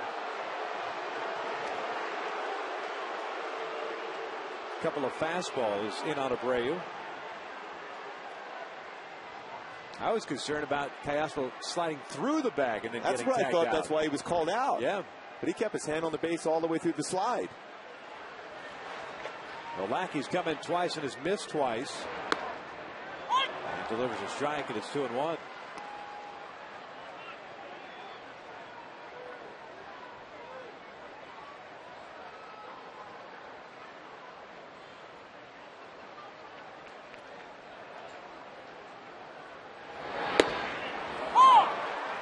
Outside corner with the breaking ball, and the count even to 2-2. Bobby with an RBI double in the third, his 24th double of the year. Picking up his 55th RBI. 1 for 2 overall. And he swings and misses on the breaking pitch. John Lackey has picked up his 4th strikeout of the night. We are through 5 here in Anaheim. Angels still lead it 1-0.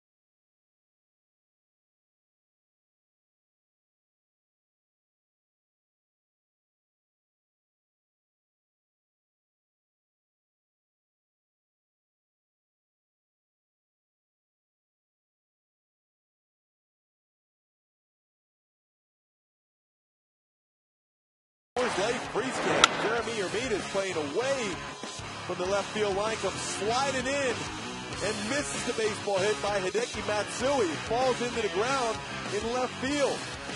Hideki cruises into second base with a 2-base error. That was our Coors Light freeze can, brought to you by Frost Brewed Coors Light.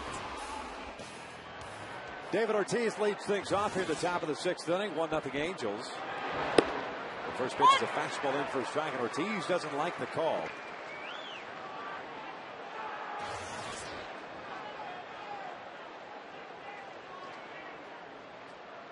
Big Papi went down swinging in the 3rd inning. One of 7 punch-outs for Weaver. He's reached down the fielder's choice. So he's over 2 as he swings the breaking pitch. And it's a one-hopper into the overshield. The outfield grass retires Ortiz. For the first out here in the 6th inning.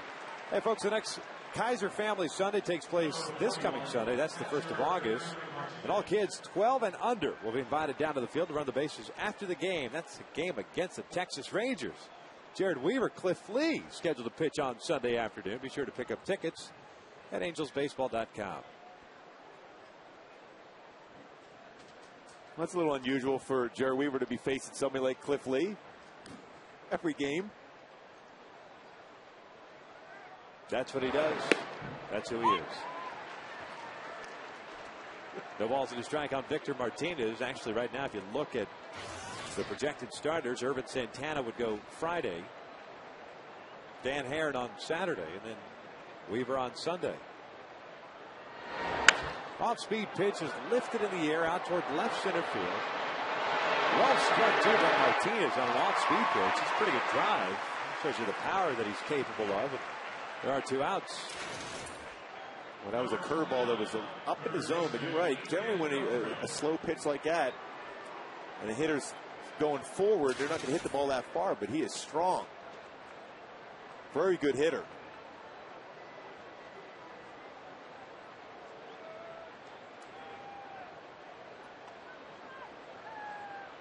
So 2 outs now facing Beltre, the third baseman. 0 for 2 on the night is Beltre after having the 2-hit performance last night, including a triple. He swings the first pitch and fouls it back.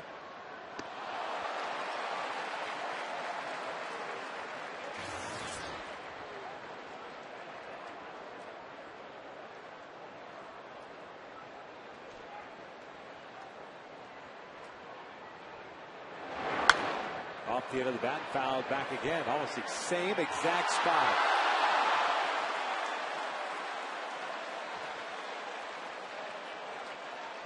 Last time up, he got Beltre to swing in an elevated fastball. He's staying that same pattern.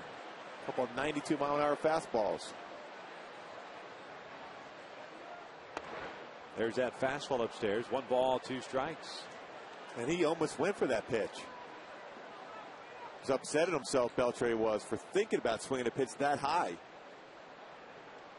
I'm going to try a slider. See if he gets a swing and miss.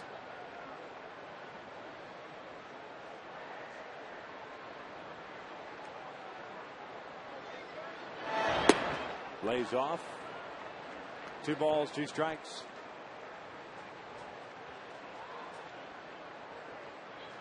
The bottom of the 6th inning. The Angels will have Hunter, Matsui, and Napoli facing John Lackey. 2-2 rolled over to third. Callasco bobbles it for a moment. Throw, it's in time. Another 1-2-3 inning for Jared Weaver. We head to the bottom of the 6th. Angels up 1-0.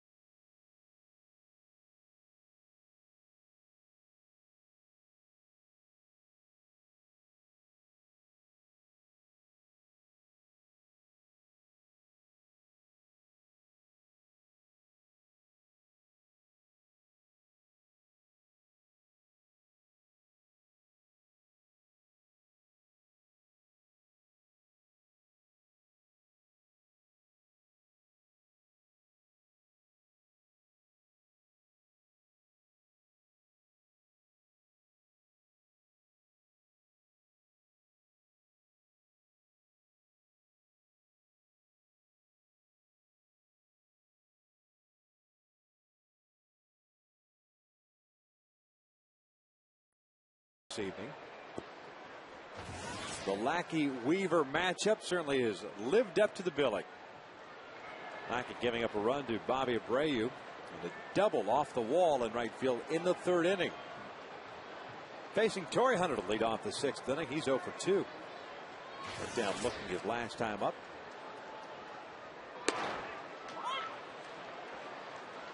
Lackey has struck out 4, walked 1. And has allowed 5 hits. No balls, 2 strikes on Hunter. Doing a much better job of late as far as pitch count. This at 92 here. Only 1 walk allowed. 4 punch outs for John Lackey.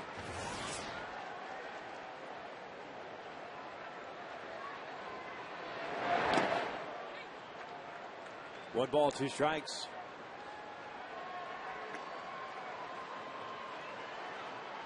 They're at that 6 shutout innings so far, only 1 walk himself, 7 strikeouts. 154, which leads Major League Baseball. This one rolled over to third. Beltre has got it. 1 out. Take a look at our Lexus pursuing perfection with 1 out here in the 6th inning. Back there at 0-2.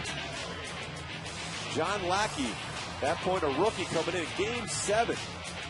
Dealing as the Angels win their first and only world championship. That is our Lexus pursuing perfection. John Lackey pitched many big games here as a member of the Angels.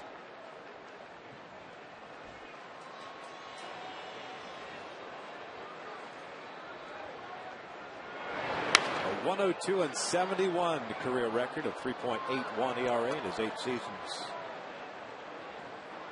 here in Anaheim. Boy, Lackey and Weaver had back-to-back great starts against the Red Sox in the postseason last year. On their way to sweeping the Red Sox away in 3.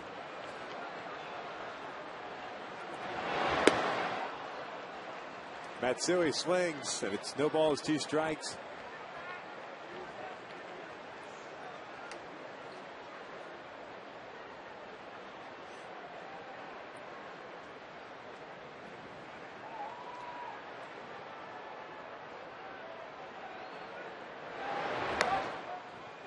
One ball, 2 strikes. Matsui 0 for 2. Reached on the error by Hermine in the 2nd inning, struck out in the 4th.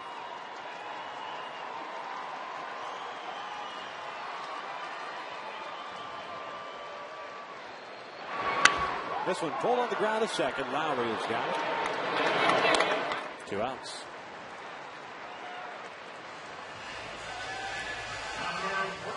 Well, tomorrow it's an afternoon game here at the Big A. The finale of this 3-game set. Josh Beckett with a 1-1 record of 6.66 ERA going up against Joel Pinheiro. He has the 10-7 mark at a 4.18 ERA. 12:35 is the first pitch. 12 o'clock. We'll be on the air with Angels Live. Mike Napoli takes up and in for ball 1. And the Angels have an off day on Thursday before Texas rolls into town for the first of 3 on Friday.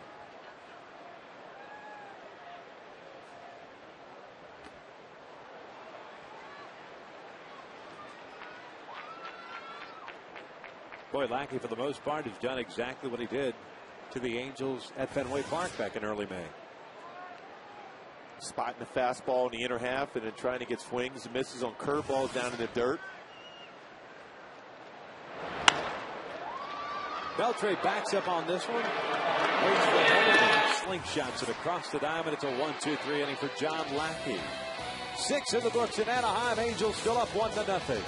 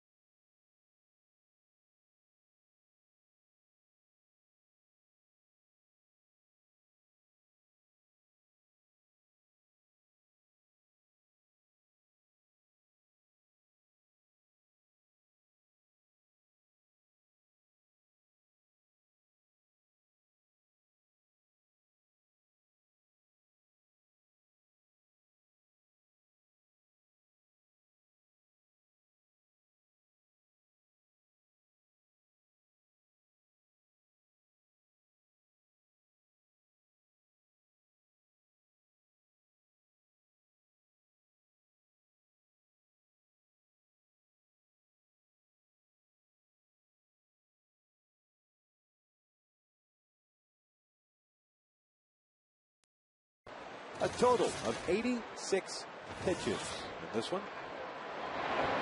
Rita takes outside for ball one. He's 0 for 2 with a couple of strikeouts.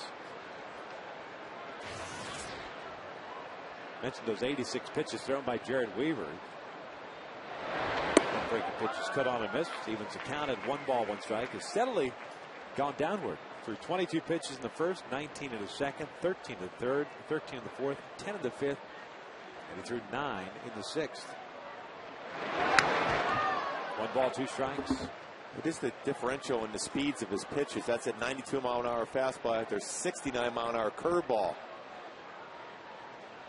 That's the key to pitching. Never allow a hitter to time the pitch. Your tempo being set. He's going to come in with that 2-seam fastball. Fastball got him looking on the inside corner. Down goes Hermida for the 3rd time tonight. And there's the first shot here in the 7th. Boy, great execution of this pitch. It's that, well, we call it a 2-seam fastball, but really it's a no-seam fastball he learned from Scott Shields. That great movement. You have to stay on top of that pitch to be successful with it, though. Well, he's fared well against Mike Cameron so far, 0 for 2 with a couple of strikeouts as well. Takes outside for ball one.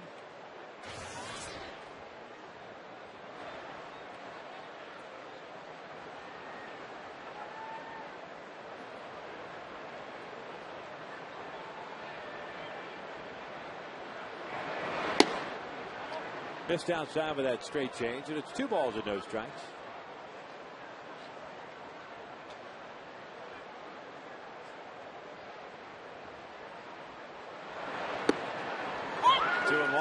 Red Sox had base runners in the first and second innings. Guys in scoring position. As a matter of fact, had them loaded in the first. Had the leadoff doubled in the 5th by Darnell McDonald, but then Weaver worked out of that. It's up and in, and it's 3 balls and a strike. Kind of forced that change up through. Dropped his elbow, elevated that pitch.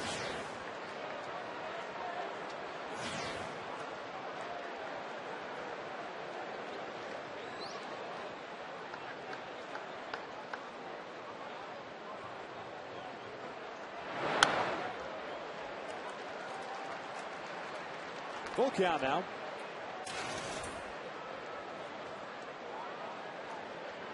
Must-win situation for the Angels, or they would drop to 8.5 back. Texas defeating Oakland earlier tonight, 3-1. Nelson Cruz with a 2-run home run at the bottom of the 10th. 3-1 victory. As Cameron fouls this one into the upper deck here. The count remains full with 3 balls, 2 strikes. Cliff Lee with a no decision, pitching 9 innings. Pretty much penciled in for 9 every single game. No doubt. Definitely a bullpen saver. That one rolled off the ankle, it appears.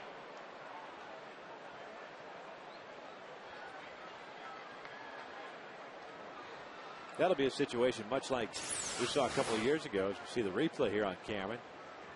Right off the toe, where the Milwaukee Brewers ran out CC Sabathia every 3rd day. More than likely, the thought process is he's not going to be back with the Rangers. More than likely. So you might as well use him as much as possible. Doesn't throw a lot of pitches. Throws a lot of strikes. Works quickly. Doesn't overthrow. It doesn't appear in any of his pitches also. So it doesn't look like he's taxed during the course of the game. That's out toward left field. Rivera breaks in now. Back around. Makes the ground. 2 outs. Hey, folks, if you're thinking about reserving an Angel Suite rental, well, you know what? Now is the perfect time. You know why? Because it's got all-inclusive food and beverage pricing, and it's probably one of the best seats in the house. Just call 888-796-HALO or just visit angelsbaseball.com/suites today. A bad opportunity to pick one up over the weekend series against the Texas Rangers. Here's Darnell McDonald, who's 2 for 2. Single and a double.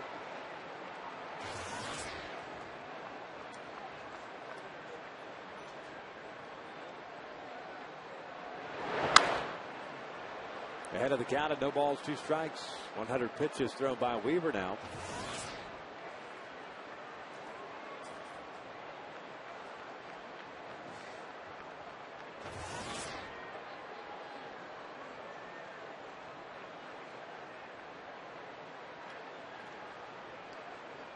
They're going to try to elevate a fastball up above the letters. Upstairs, 1 ball, 2 strikes. And what did we say before the game? Those guys that are the late insertions into the lineup usually contribute. McDonald filling in for J.D. Drew, 2 for 2. Well, he's got a couple fastballs out over the plate. Hit the ball in the right field.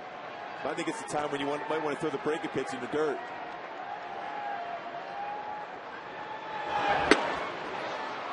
Oh, he tried to sneak that fastball on the outside corner.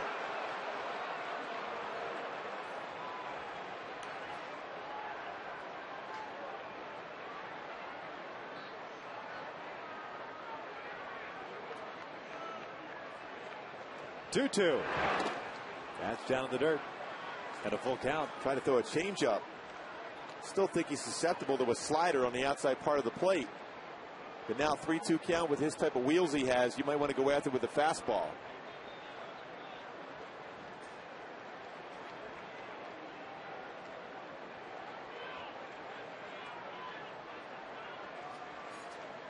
Scudero on deck. Here comes the payoff pitch.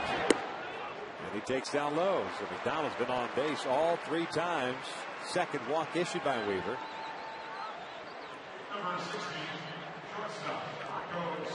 And it spins the lineup back to the top with Marco Scudero coming up.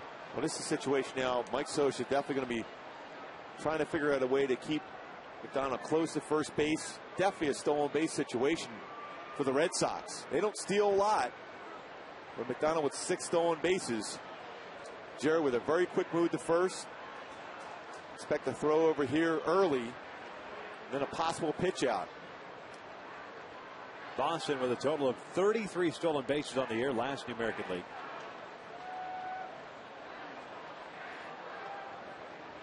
They've got Scudero at the plate, who's 1 for 3. Had a base hit in the second. The other 2 times was hit a fly ball out to Torrey Hunter.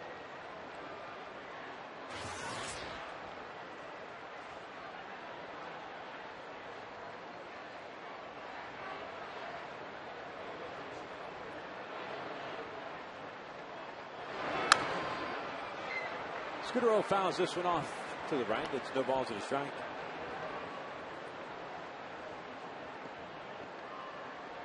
Big alley out in left center field. Torrey is shading Scudero the opposite way out toward the right center field alley.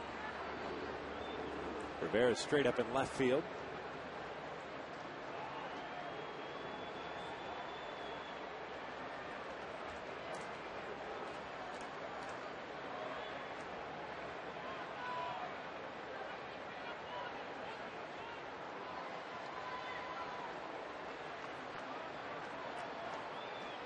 Boston at the start of the day, 3rd in the American League West.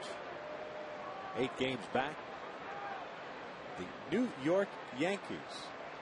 Yankees losing tonight to Cleveland 4-1.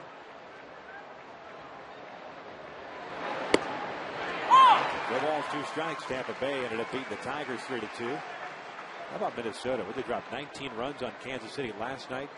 They won again tonight 11-2. That'll hurt the team ERA a little bit. Just a bit.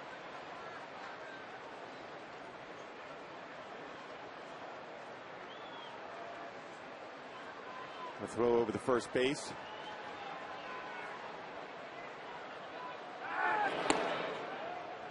And a lot of times in this scenario, number 9 hitter is on base, get the leadoff hitter up at the plate behind the count 0-2. You're assuming that the pitcher on the mound is going to throw a breaking pitch in the dirt. So it's a better opportunity to try to steal. Even if you're thrown out, you had the leadoff hitter leading off that next inning. Fastball. Try to go in the outside corner with it. Missed off the plate. 1 ball, 2 strikes. Big believer in that pitch. I love that 0-2 pitch. Fastball about a baseball off the outside corner. A lot of people always believe in throw that 0-2 pitch up and in, knock the hitter down. That's when you hit that little flare or you hit them.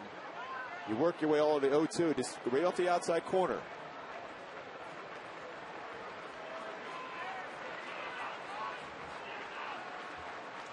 Pitch out, nothing happening. Throw to first base. McDonald just got the hand back in there.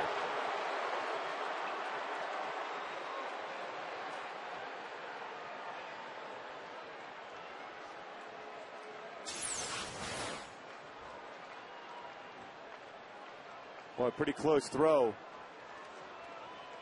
That was a quick tag by Mike Napoli. No doubt. 2 balls, 2 strikes now on Scudero.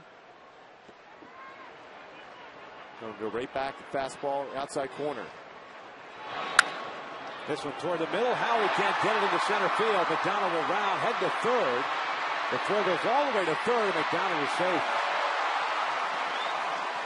So the Red Sox with 2 outs. You have runners at first and third base. And the left-hand hitting Jed Lowry coming up.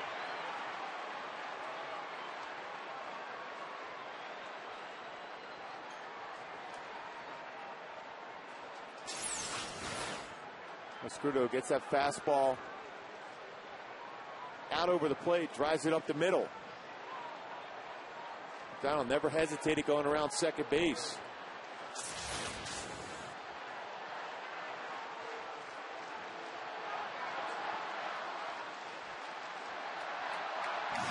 Kevin Jepson takes off the sweatshirt. Get ready to start playing catch here. Long meeting on the mound with Mike Butcher. Red Sox have picked up their 5th hit. The 2-out walk to Darnell McDonald. Now the base knock by Marco Scudero. It's the tying run at third base. Potential go-ahead runner at first. Lowry is 1 for 3 tonight. Had a double in the first, and he's also hit a couple of fly ball outs. 1 to center, 1 to left. Spot right now, if he's going to try to steal, you just let him go through the base. Get the batter. Breaking pitch is fouled off the left.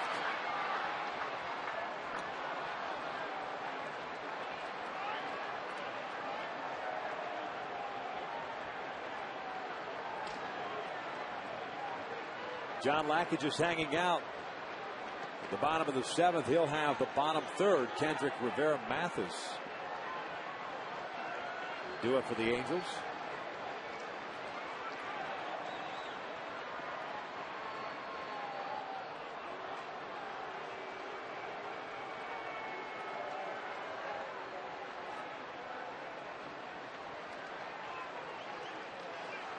Well, this game almost has a feel of a playoff game.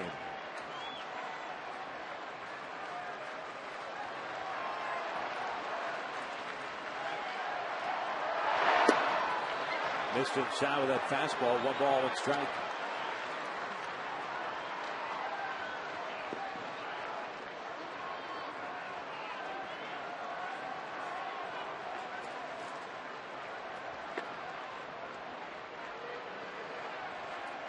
McDonald leading off at 3rd, and it's Scudero at first.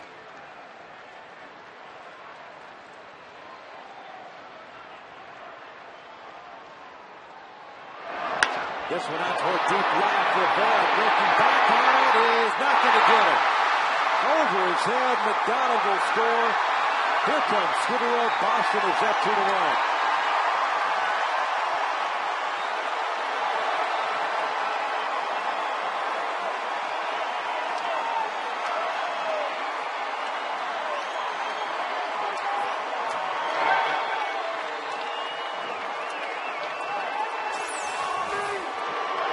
You see the fastball sign and location on the inner half.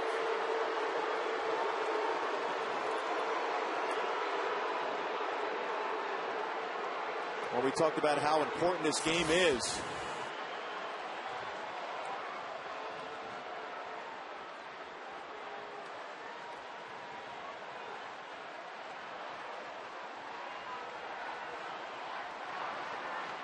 Lowry with his 2nd double. His 2nd and 3rd RBIs of the year. Just fresh off the disabled list.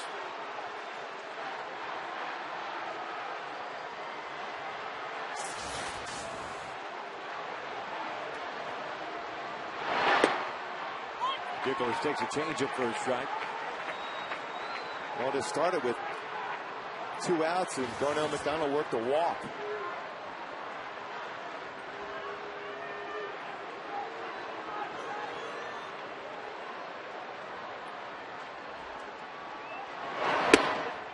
Outside, 1 ball, 1 strike. Nicholas will walk, a strikeout, and a ground out.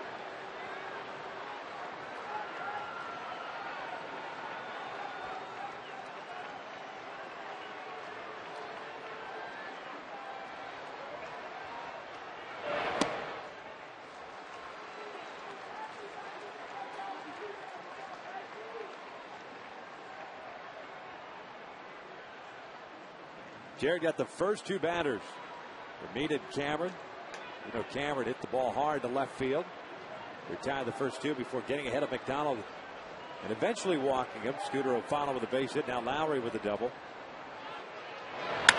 Nicholas pulls this one to third as Ferris is down. It's out number 3, but Boston takes the lead. They get a couple of runs. They do it on 2 hits. They leave a man on. 7th inning stretch time here at the Big A. Red Sox up 2-1.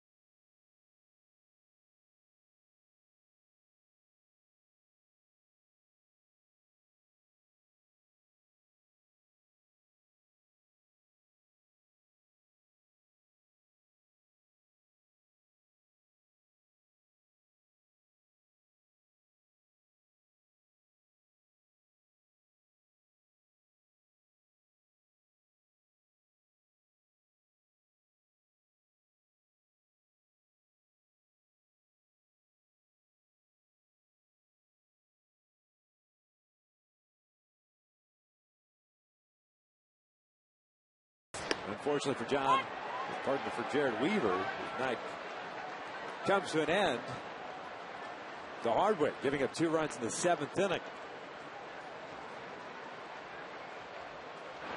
That's up and in, and it's 1 ball, 1 strike. Eric Patterson takes over for Jeremy Hermida at left field.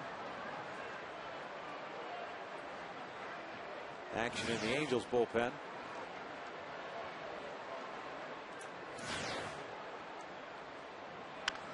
This one off the end of the bat. Lackey's got it. He's out number 1. Go back to our Hyundai keys of the game.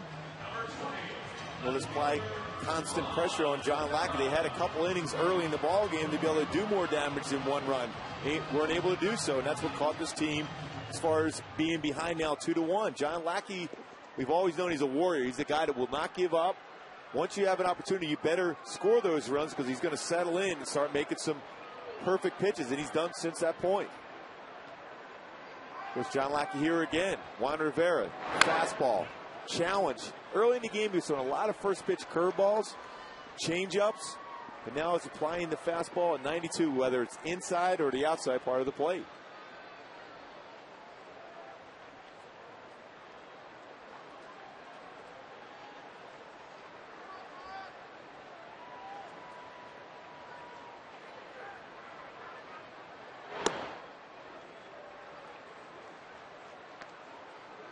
One ball, 1 strike on Juan Rivera. Had a double in the 3rd, walked in the 4th.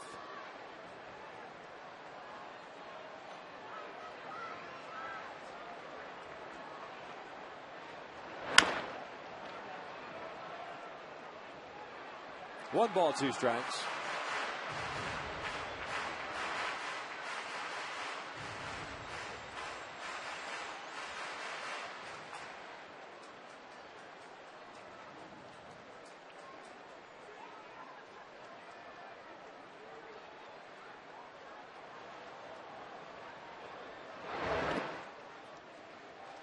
#108th pitch of the night for Lackey.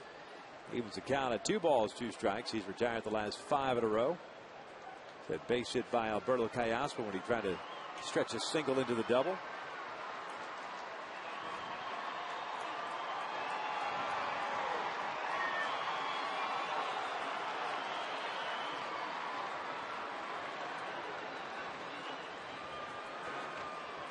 And here comes the 2-2. Bear pulls this one up the line. Nice play by Beltre to the back. There are 2 outs.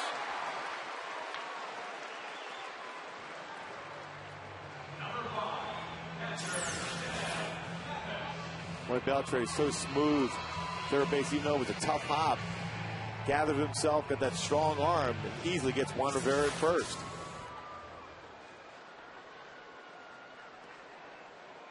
Here's Jeff Mathis with 2 outs, nobody on. He has a sac bunt. Get into a fielder's choice, so he's 0 for 1. He lines this one to the alley at right center field. That's a base hit. Cameron over to cut it off. Does so. And Mathis has thought about going to second. Slammed on the brakes. Heads back to first.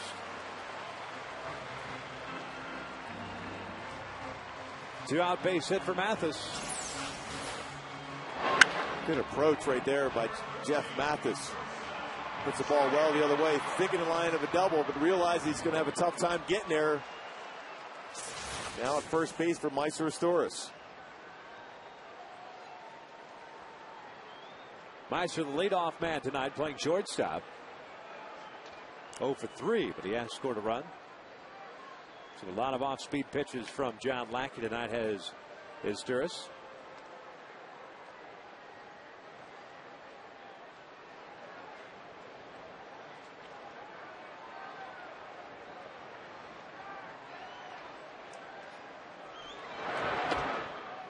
There's the first pitch curve ball down low.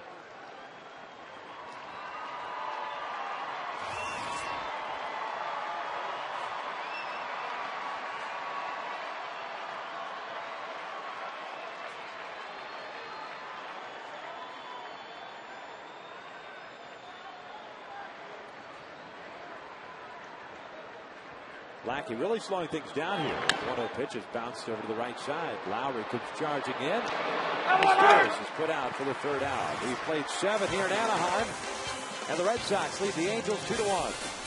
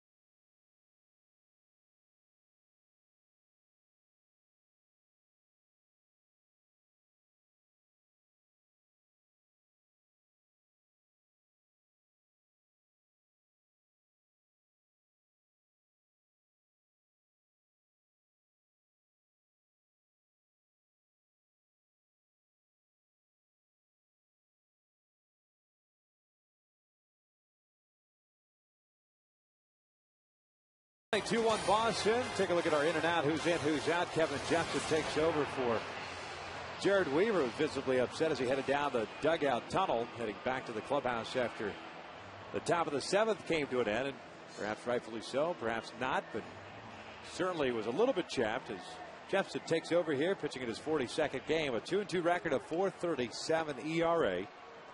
Kevin pitched last night, went 1 inning and struck out a batter. He'll face Ortiz, Martinez, and Beltre here in the 8th inning.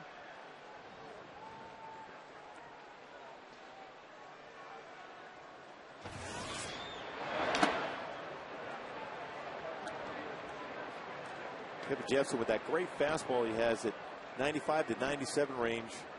There's a lot of cut fastballs, his curveball, mixed in an occasional changeup.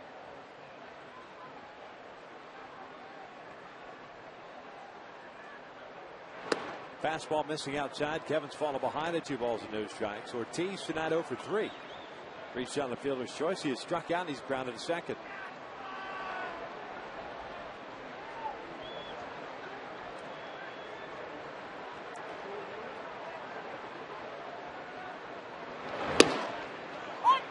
Two and one. Boy, but Jared Weaver threw an exceptional game. So giving up 2 runs there in 7 innings pitched. John Lackey, another solid 7. Second time against the Angels this year. Very good matchup. Both guys throwing the ball well as Jepson falls behind at 3-1.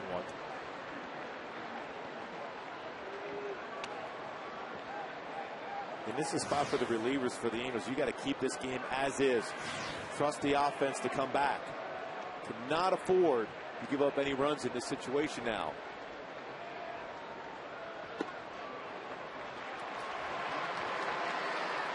And a leadoff walk certainly doesn't help that situation. Man on for Victor Martinez.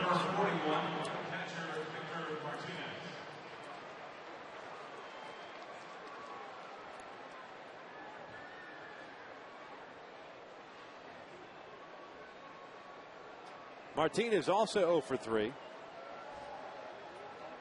It went high and deep his last time up with left center field, but Torrey tracked it down.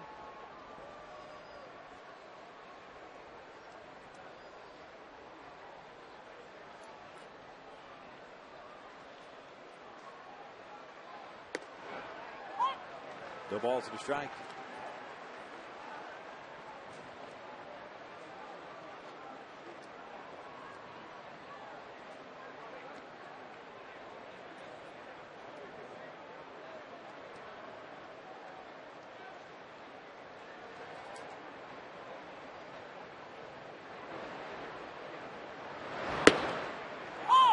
Perfect pitch on the outside corner. Victor is in the hole, but no balls, 2 strikes. Victor Martinez is a guy that will hit into a double play. He's hit into 11 this season. A free agent to be in the offseason after being acquired last year. The trade with the Cleveland Indians.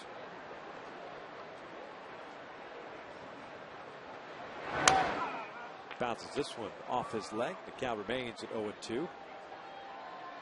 Red Sox sending Justin Masterson, Brian Price, Nick Hagedorn, 3 pitchers to Cleveland in exchange for Martinez. And boy, did he respond last year. 336 for the Red Sox after the trade. 56 games, 8 home runs, 41 runs batted in.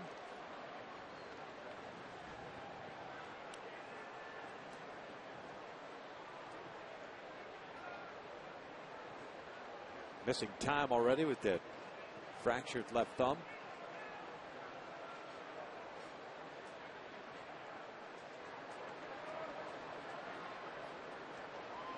No balls, 2 strikes. This one is rolled foul at the first base line.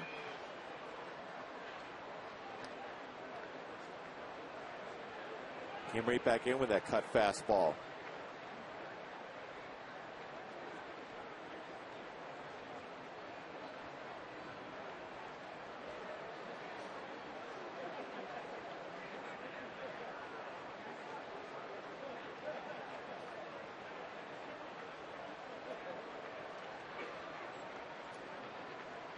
Jepson's ready. Napoli playing behind Ortiz at first.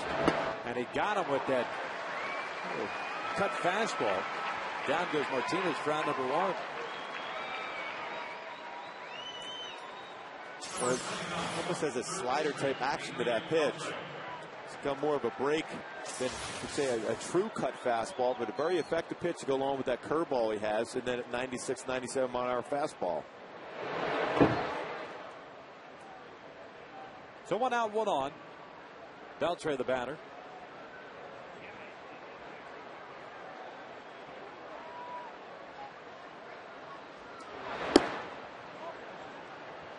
One ball, no strikes on the third baseman. He's 0 for 3. Fielder's choice to strike out and a ground ball to third.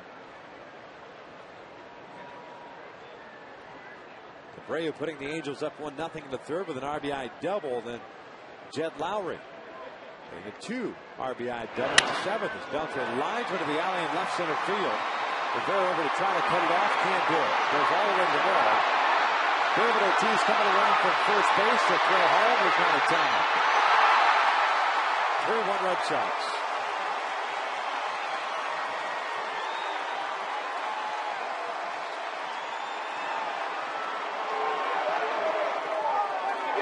So the leadoff walk again comes back to haunt.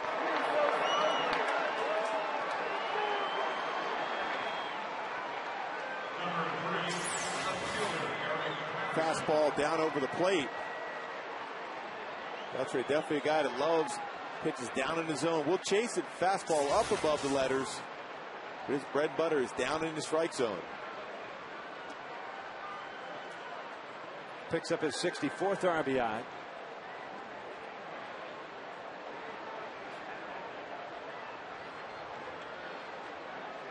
And more importantly, the bullpen in a one-run situation just can't seem to hold it.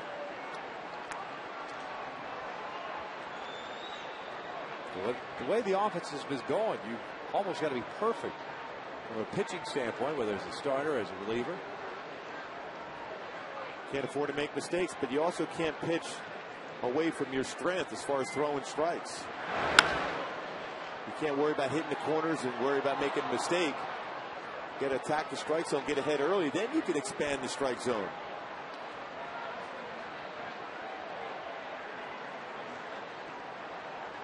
Patterson now with a 1-ball, 1-strike count in his first plate appearance.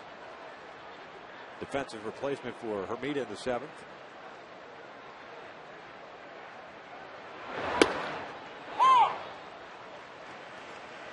One and two. Scott Shields is up and loosening now.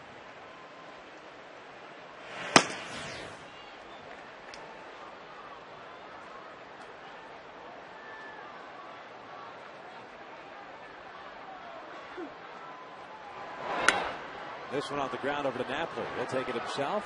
2 outs. Beltre moves on to third. That'll bring up the center fielder Mike Cameron.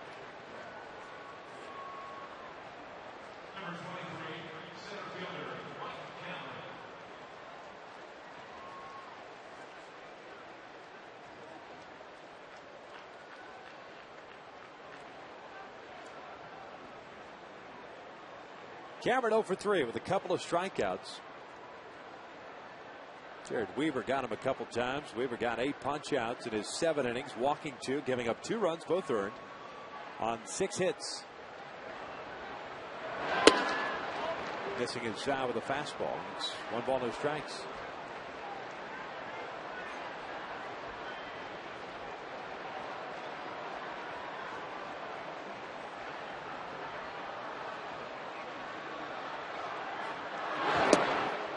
Good breaking pitch there, evens the count at 1-1.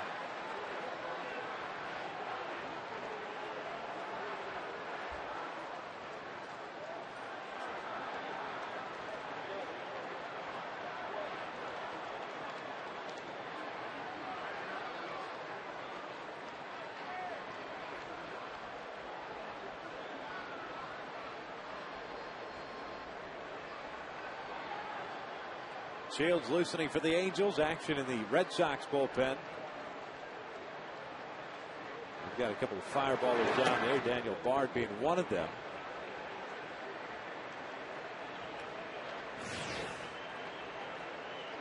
Well, he can rush up there 98 to 100. Free and easy also.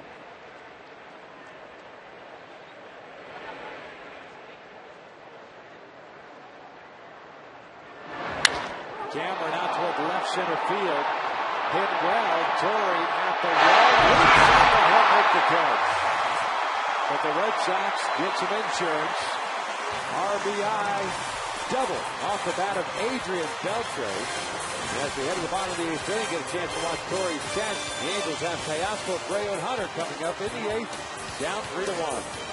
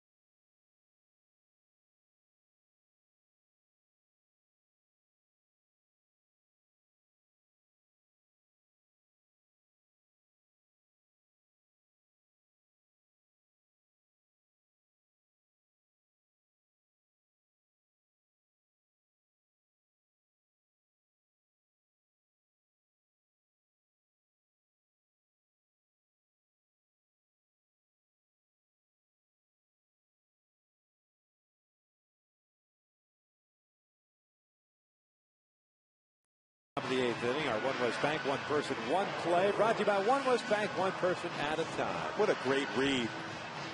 Look back, see where the fence was going to be, how far he had to go up, be able to make that catch. Long way to go, too. He's due up third here in the eighth inning. Teoscar to lead things off against John Lackey.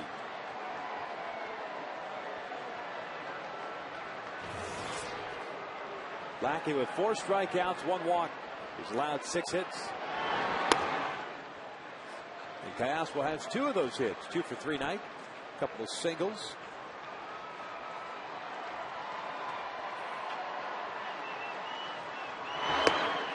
Evens the count of 1 ball, 1 strike.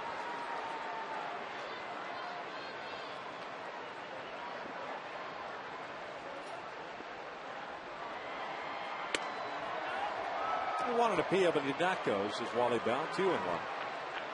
Nice throwing a changeup and 2 curveballs in a row to Teoscar here. Lead off the bottom of the eighth.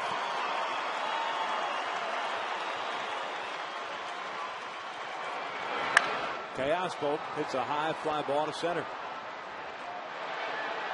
Cameron is under. There's out number 1.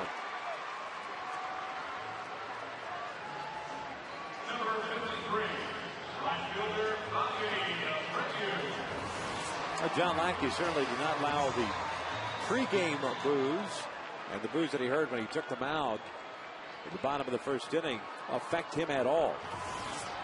Well, when you think about it, it was a second or third inning. He had already been up around 63 pitches, take maybe 6 innings max. And as usual, you look up, and here's John Lackey in the 8th inning. Facing a Bray who takes a fastball up. Bobby 1 for 3, an RBI double. The other 2 times he has struck out. One's looking, one swinging.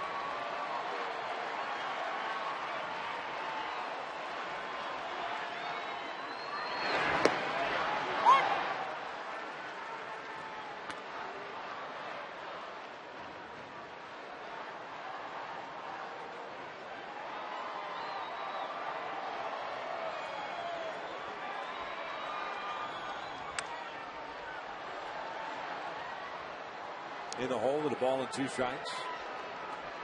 Lackey has thrown 119 pitches here in the 8th inning.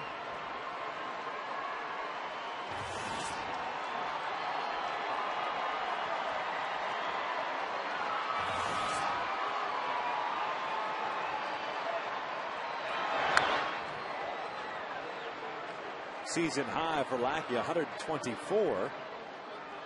He did that in 7 innings against Baltimore back on June the 6th. He's gone 120 more pitches 3 times this year. Now 4 with that last pitch.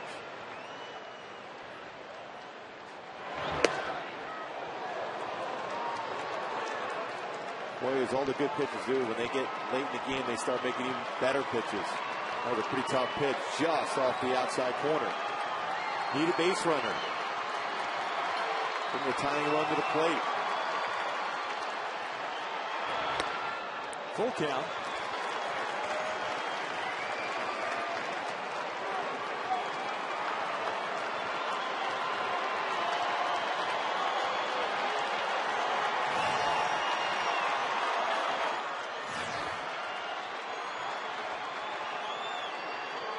Torrey Hunter on deck.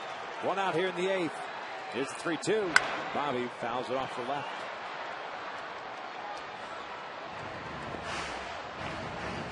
Must-win situation for the Angels, with Texas having beat Oakland. Boston would drop the Angels to 8.5 back. Oakland already there at 8.5 back with the loss in Arlington. That is ripped out to deep right field. McDonald is back at the wall, and that is gone. Big fly for Bobby Abreu. And it's like deja vu all over again. A 1-run deficit late in the game, 3-2 Boston. Talking about covering a pitch. Has to get that fastball, 3-2. You got to challenge him if you're John Lackey. Bobby hit that ball out. Terry Francona going to go to that bullpen. So Terry Francona comes out. That's going to be it for John Lackey as Bobby Abreu picks up his 12th home run, his 2nd RBI of the game. So he's got 56 on the year. Lackey will depart here. And you hear the chorus of boos. The former Angel, former 2nd-round pick, spent 8 years here, departs after a very good outing. He's got a 3-2 lead.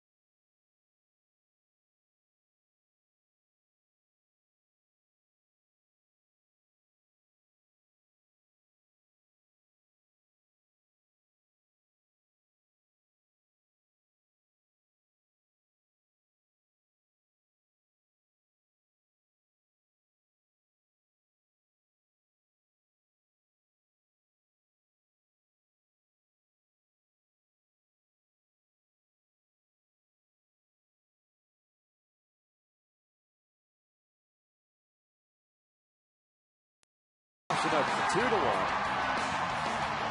And then Bobby Abreu, the Angels down 3-1. Solo home run and chases John Lackey. That's where we stand now. 3-2 Red Sox. John Lackey 7 in the 3rd. 2 runs, both earned on 7 hits. He had 4 strikeouts and a walk. And he gives way to Daniel Bard, the fireballing right-hander. Takes over here to face Torrey Hunter with 1 out and nobody on. First pitch is down and away for ball 1. Torrey is 0 for 3. A comebacker to the mound, a strikeout and a ground ball to third. Look at the numbers for Bard. Very, very good. Some say the closer in waiting. Fastball 94 to 99. Loves to throw that a lot also. So he has that curveball. Something to throw his changeup a little bit more, but not in this situation here. Probably asks us to try to get 2 outs before handing the baseball over to Papelbon. Now, great fastball count. Get that bat head early. See if you can crush it if you're Torrey Hunter.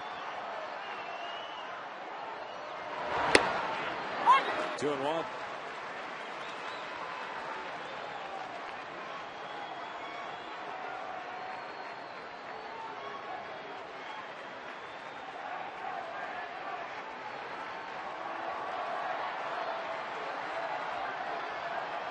Bard's 2-1 pitch. Torrey swings through that breaking pitch. It is 2-2.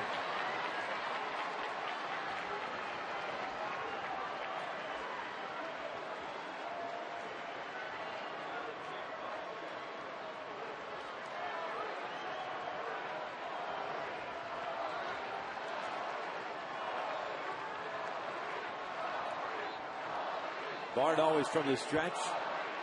Here comes the 2-2 pitch. Fastball got him looking. Torrey doesn't like the call. Thought that pitch was down.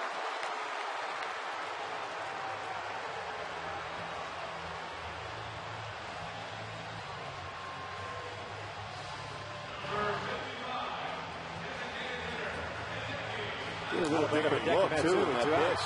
2 for 3/4 action. Fastball. Early in the game, that was not a strike call, but that definitely is in the zone at the knees. So 2 outs, and here's Matsui. 0 for 3.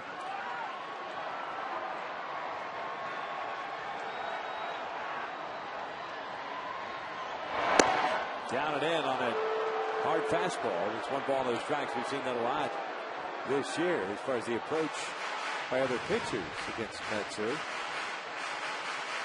Trying to make him move his feet. You know, that comfort zone for Matsui.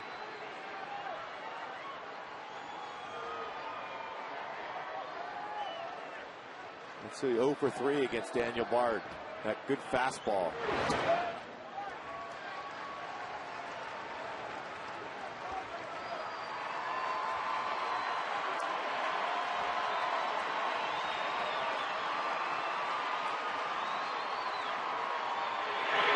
Sox closers up and loosening down in the game last night.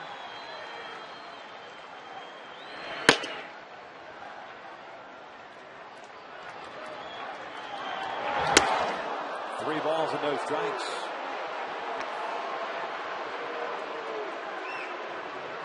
Bard just 25 years of age, from the first round pick in 2006.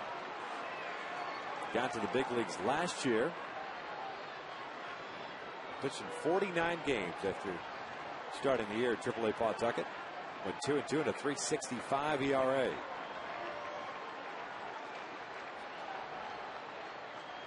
At the University of North Carolina. 3-0. There's a 4-pitch walk. So man on now, representing the tying run. That's Matsui. You're going to get a pinch runner with Reggie Willits coming in, and Mike Napoli coming to the plate. Bard overthrew all 4 of those pitches to Matsui.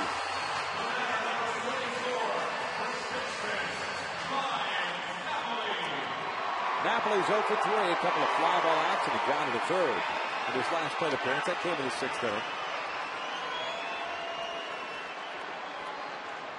Bard not real fast to the plate.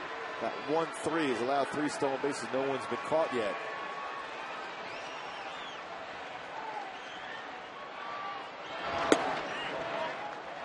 That one misses down and away. So 5 straight balls thrown by Daniel Bard here,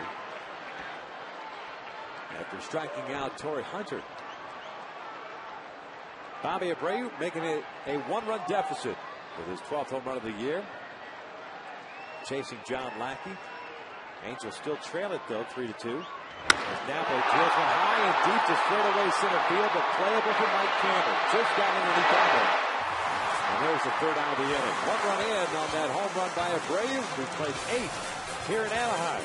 Red Sox still up by the score of 3-2.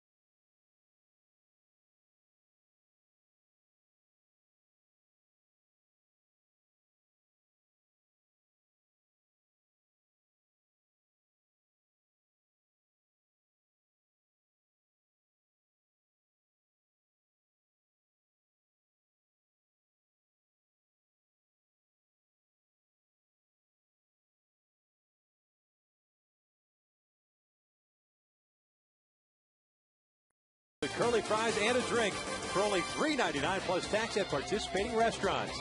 By Toyota. Get a great deal on Toyota's full line of hybrid and fuel-efficient vehicles at your Toyota dealer today. And by Jack Daniels. Your friends at Jack Daniels remind you to drink responsibly. Top of the ninth, Boston leads it by a score of 3-2. Brian Fuentes has come on in relief here of Kevin Jepson. Jepson went 1 inning, gave up a run on a hit. And Brian just trying to get some work in and trying to keep it at 1-run deficit. We'll face 9-1-2. McDonald, Scudero, and Lowry here in the ninth. What a job McDonald has done for the Red Sox, filling in for J.D. Drew. Was originally in the lineup. McDonald with 2 hits and a walk, scored a run.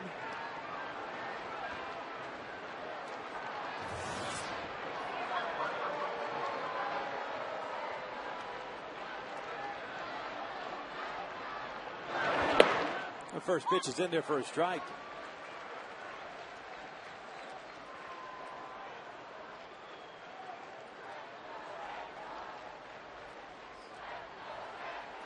McDonald with a single in the second, a double in the fifth, the walk with 2 outs. It got it going for Boston in the 7th against Jared Weaver.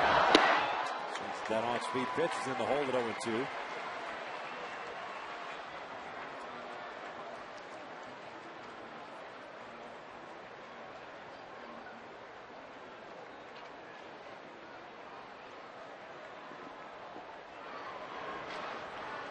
Halos 1-5 over the last 6 games.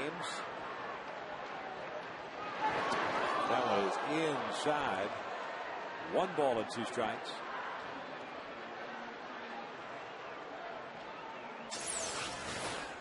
O2 pitch, try to elevate the fastball. Got underneath that. Threw it across his body.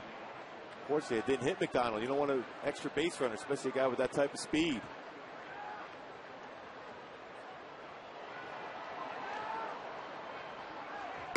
Got him with a fastball. There goes down number 1.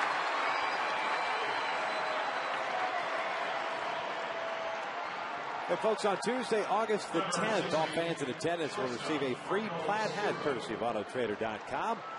Just come out to the Big A and watch the Halos take on the Kansas City Royals and pick up that free cap. Get your tickets at angelsbaseball.com.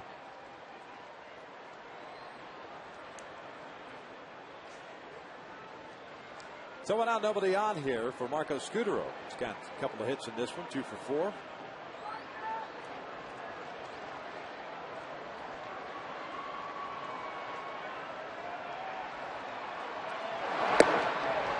Fuentes delivers a strike.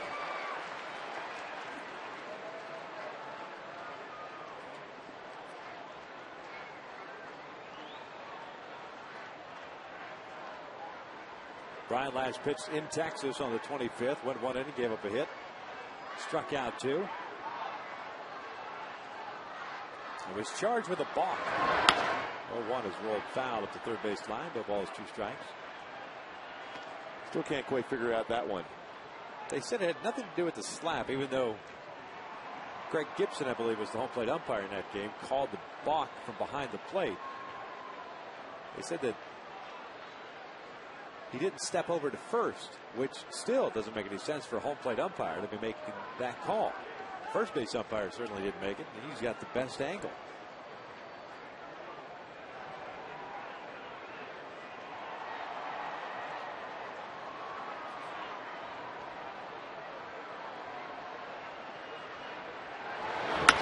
That is ripped under the glove of Carrasco, heading into the left field corner.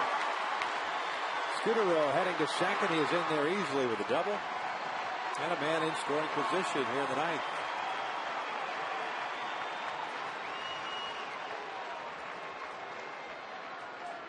Third hit of the game for Scudero. He picks up his 25th double of the year.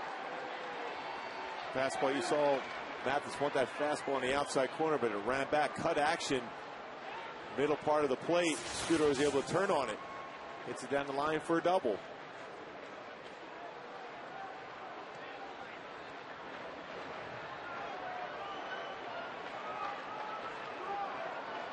Lowry spins around to hit for the right side for the first time in this series. He had a 2 RBI double in the 7th, just beyond the reach of Juan Rivera's glove. Fuentes misses outside.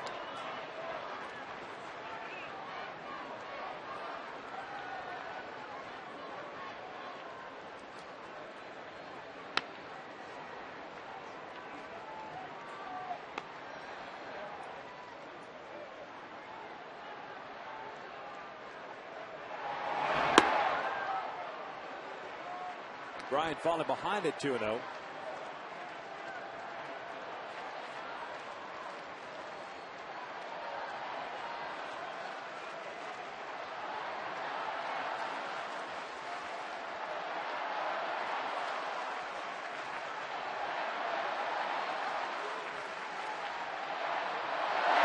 Lowry hitting high out to left center field. Torrey's under it. Scudero will stay at second as Torrey corrals that moonshot. And there are 2 outs. One instant situation now with Yukos up, open base. You got Ortiz, the lefty, on deck. Ended up walking him.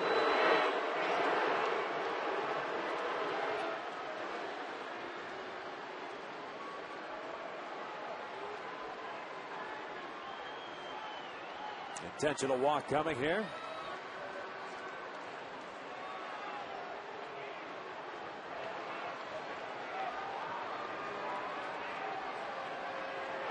And even with the intentional walk coming, Kevin still performing his unusual stance at the plate.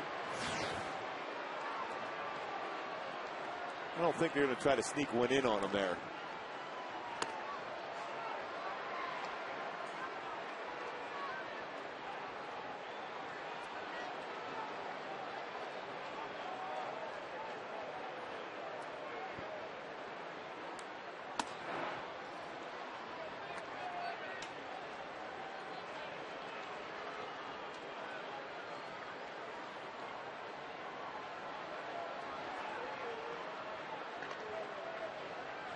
And there's ball 4. So runners at first and second, now 2 outs. Intentional walk to Euclid.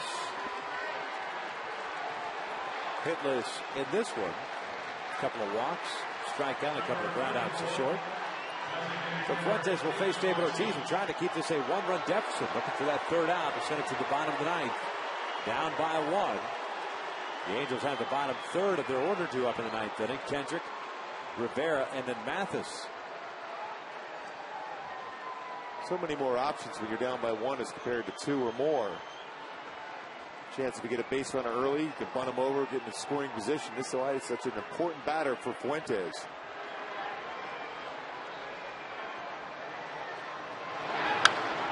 Fouled off to the left side on the first pitch fastball. It's no ball to strike on Big Papi. 0 for 3 tonight. Had the leadoff walk in the 8th inning and came around to score on the double by Adrian Beltre. That run being charged to Kevin Jepson.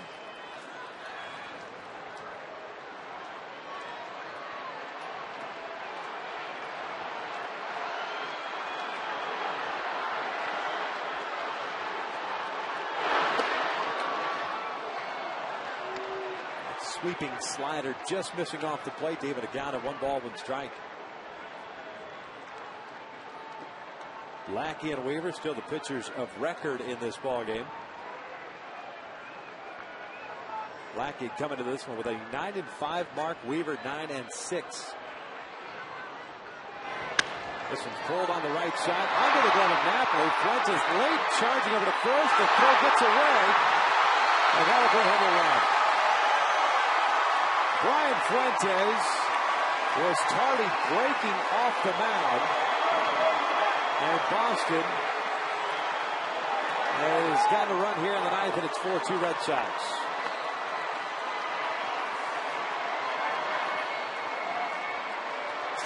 With this one of those plays where everything went wrong. Just gets underneath the glove. A lot of times, if you're Mike Napoli there, you're going to let that second baseman field the ball all the way through anyhow. You just cover first. But again, he's being aggressive. You can't fault him for that. A pitcher's always supposed to be over there to cover first base. Then you force in Howie trying to force that throw in there. The pitcher trying to the last second to be able to cover the base, unable to do so. Big run for the Red Sox. Ortiz gets credit for a single, no RBI, and error on Howie Kendrick, bringing home Scudero.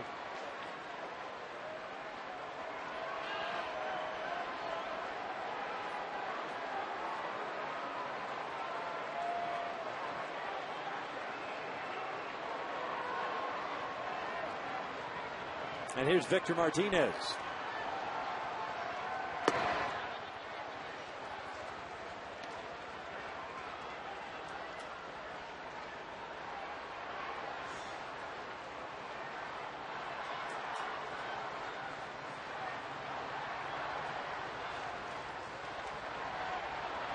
Martinez 0 for 4.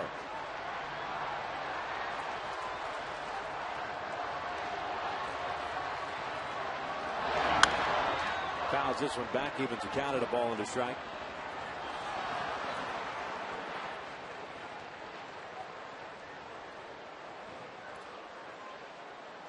Figured Jonathan Papelbon will be called upon in the bottom of the 9th inning to try to close things out. Picked up his 23rd save last night.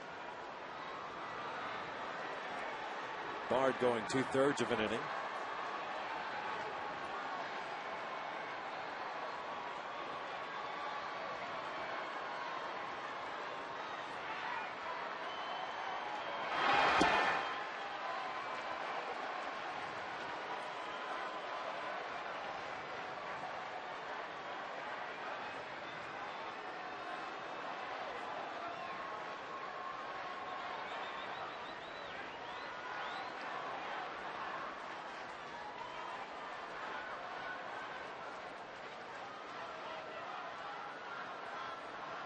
Two-one pitch. 3-1 now. Fuentes has thrown 21 pitches. That might force the bullpen to get some action going. And sure enough, Scott Shields has already been up and loosening. He's back up again. See Beltre hanging out on deck. If he gets up, he'll do so possibly with the bases loaded.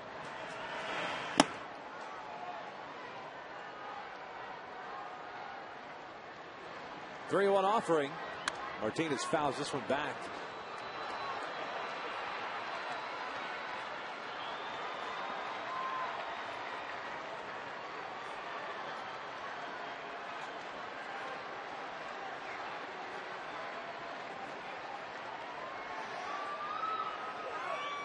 So the 3-ball, 2-strike count, 2 outs. Ortiz will be off the pitch at first.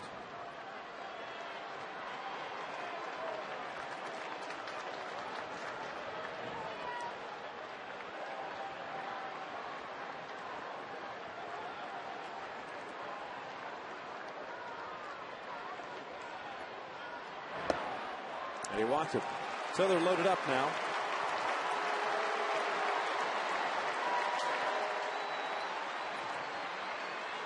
Here comes Adrian Beltre.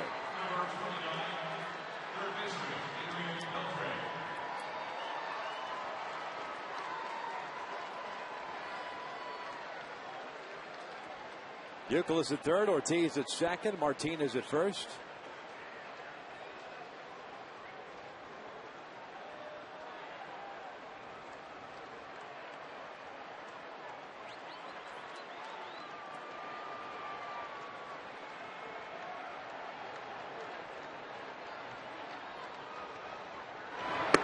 Beltre takes a strike. Red Sox third baseman, and an RBI double in the 8th inning. That made it a 3-1 lead for Boston in the 8th. Abreu made it 3-2 Red Sox with a home run in the 8th inning, but the run has come across here in the 9th. So 4-2 Red Sox. 0-1 pitch, and Beltre takes that one to the dirt. Nice job by Mathis just to have that ball hit off his body. And he gave up his body. Good job of smothering that pitch. Right in the chest protector, keeps it in front, bounces, looks where the runner is. Nice job by Mathis.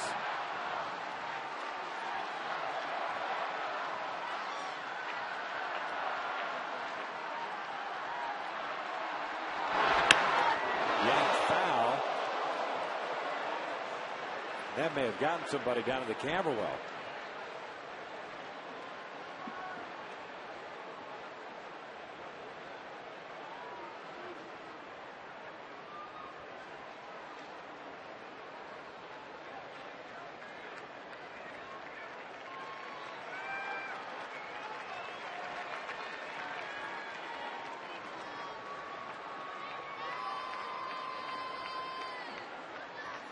The 1-2.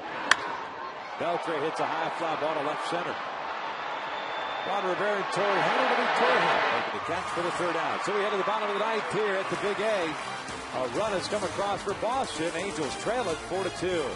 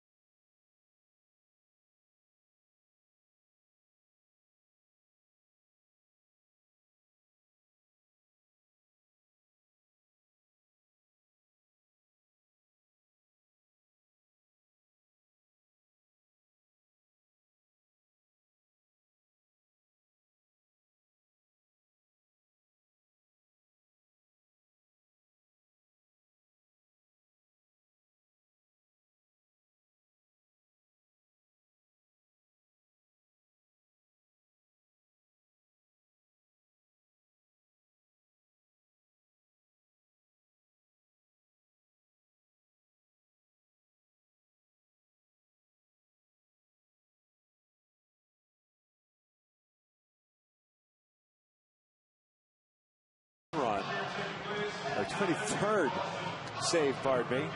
Red Sox picking up the extra run of the 9th inning. But he did throw 25 pitches last night. Picking up that 23rd save. Brian Fuentes went 1 inning, gave up a run. It was earned on 2 hits, 2 walks. 1 was intentional. Here in the 9th, Angels setting up Kendrick, Rivera, and Mathis. They're trying to figure out Papelbon and trying to get back into this game. At the very least, tie things up. If not, if this game and score holds, Halos would fall 8.5 back to the division-leading Texas Rangers. Papelbon with that good fastball, 91 to 96 slider. We saw a lot of split finger fastballs from him last night. He's been throwing a lot more than this whole entire season because the velocity on the fastball hasn't been as consistent. Howard tonight 1 for 3, had a base hit in the fourth.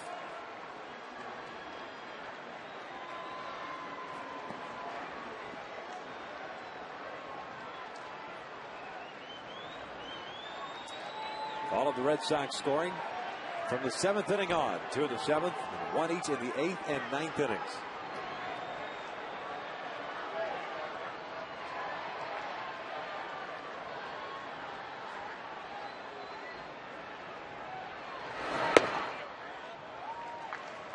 One ball, no strikes.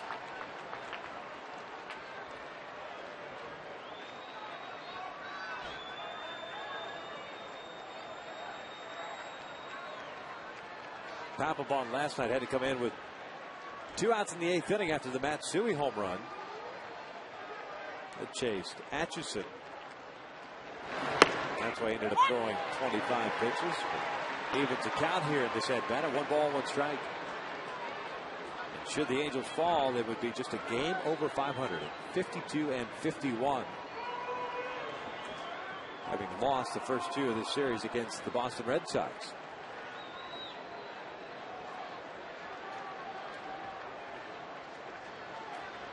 1-1 pitch. Lowry made up the fastball. It's 1-2.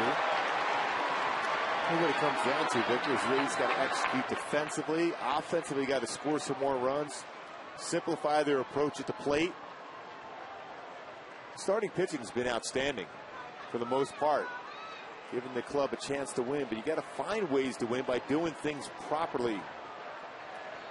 In the Mike Scioscia brand of baseball, making those plays, the routine plays, sacrifice yourself as far as whether you're in the field or at the plate.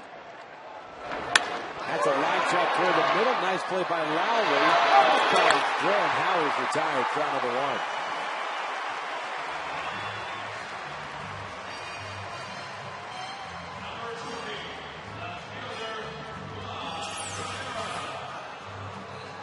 1. Lowry right position. That ball was right over the head of Papelbon, but Lowry's in position to make that play.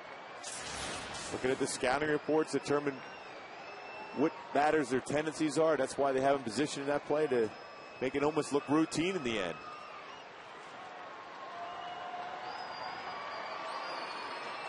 Juan Rivera 1 for 2 tonight with a double, a walk, and a ground ball to third. Hitless in his career against Jonathan Papelbon.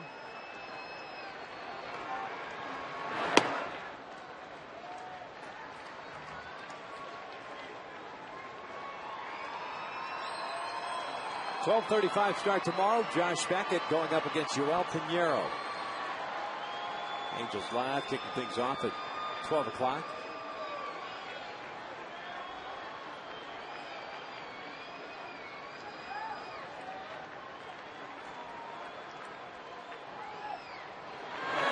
Rivera. A fly ball to center. And Cameron comes in a couple of steps. Drops.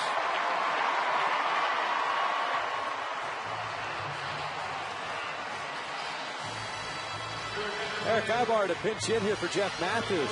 The 2 outs in the 9th.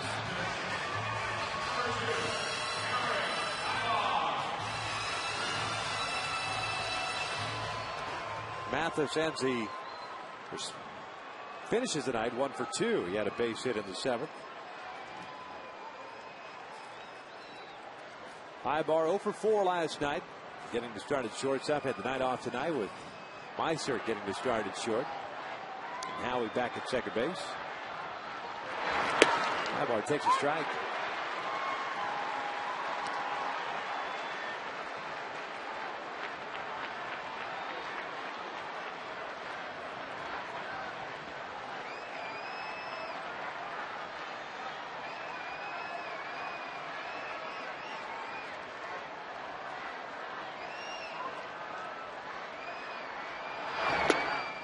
No balls, 2 strikes.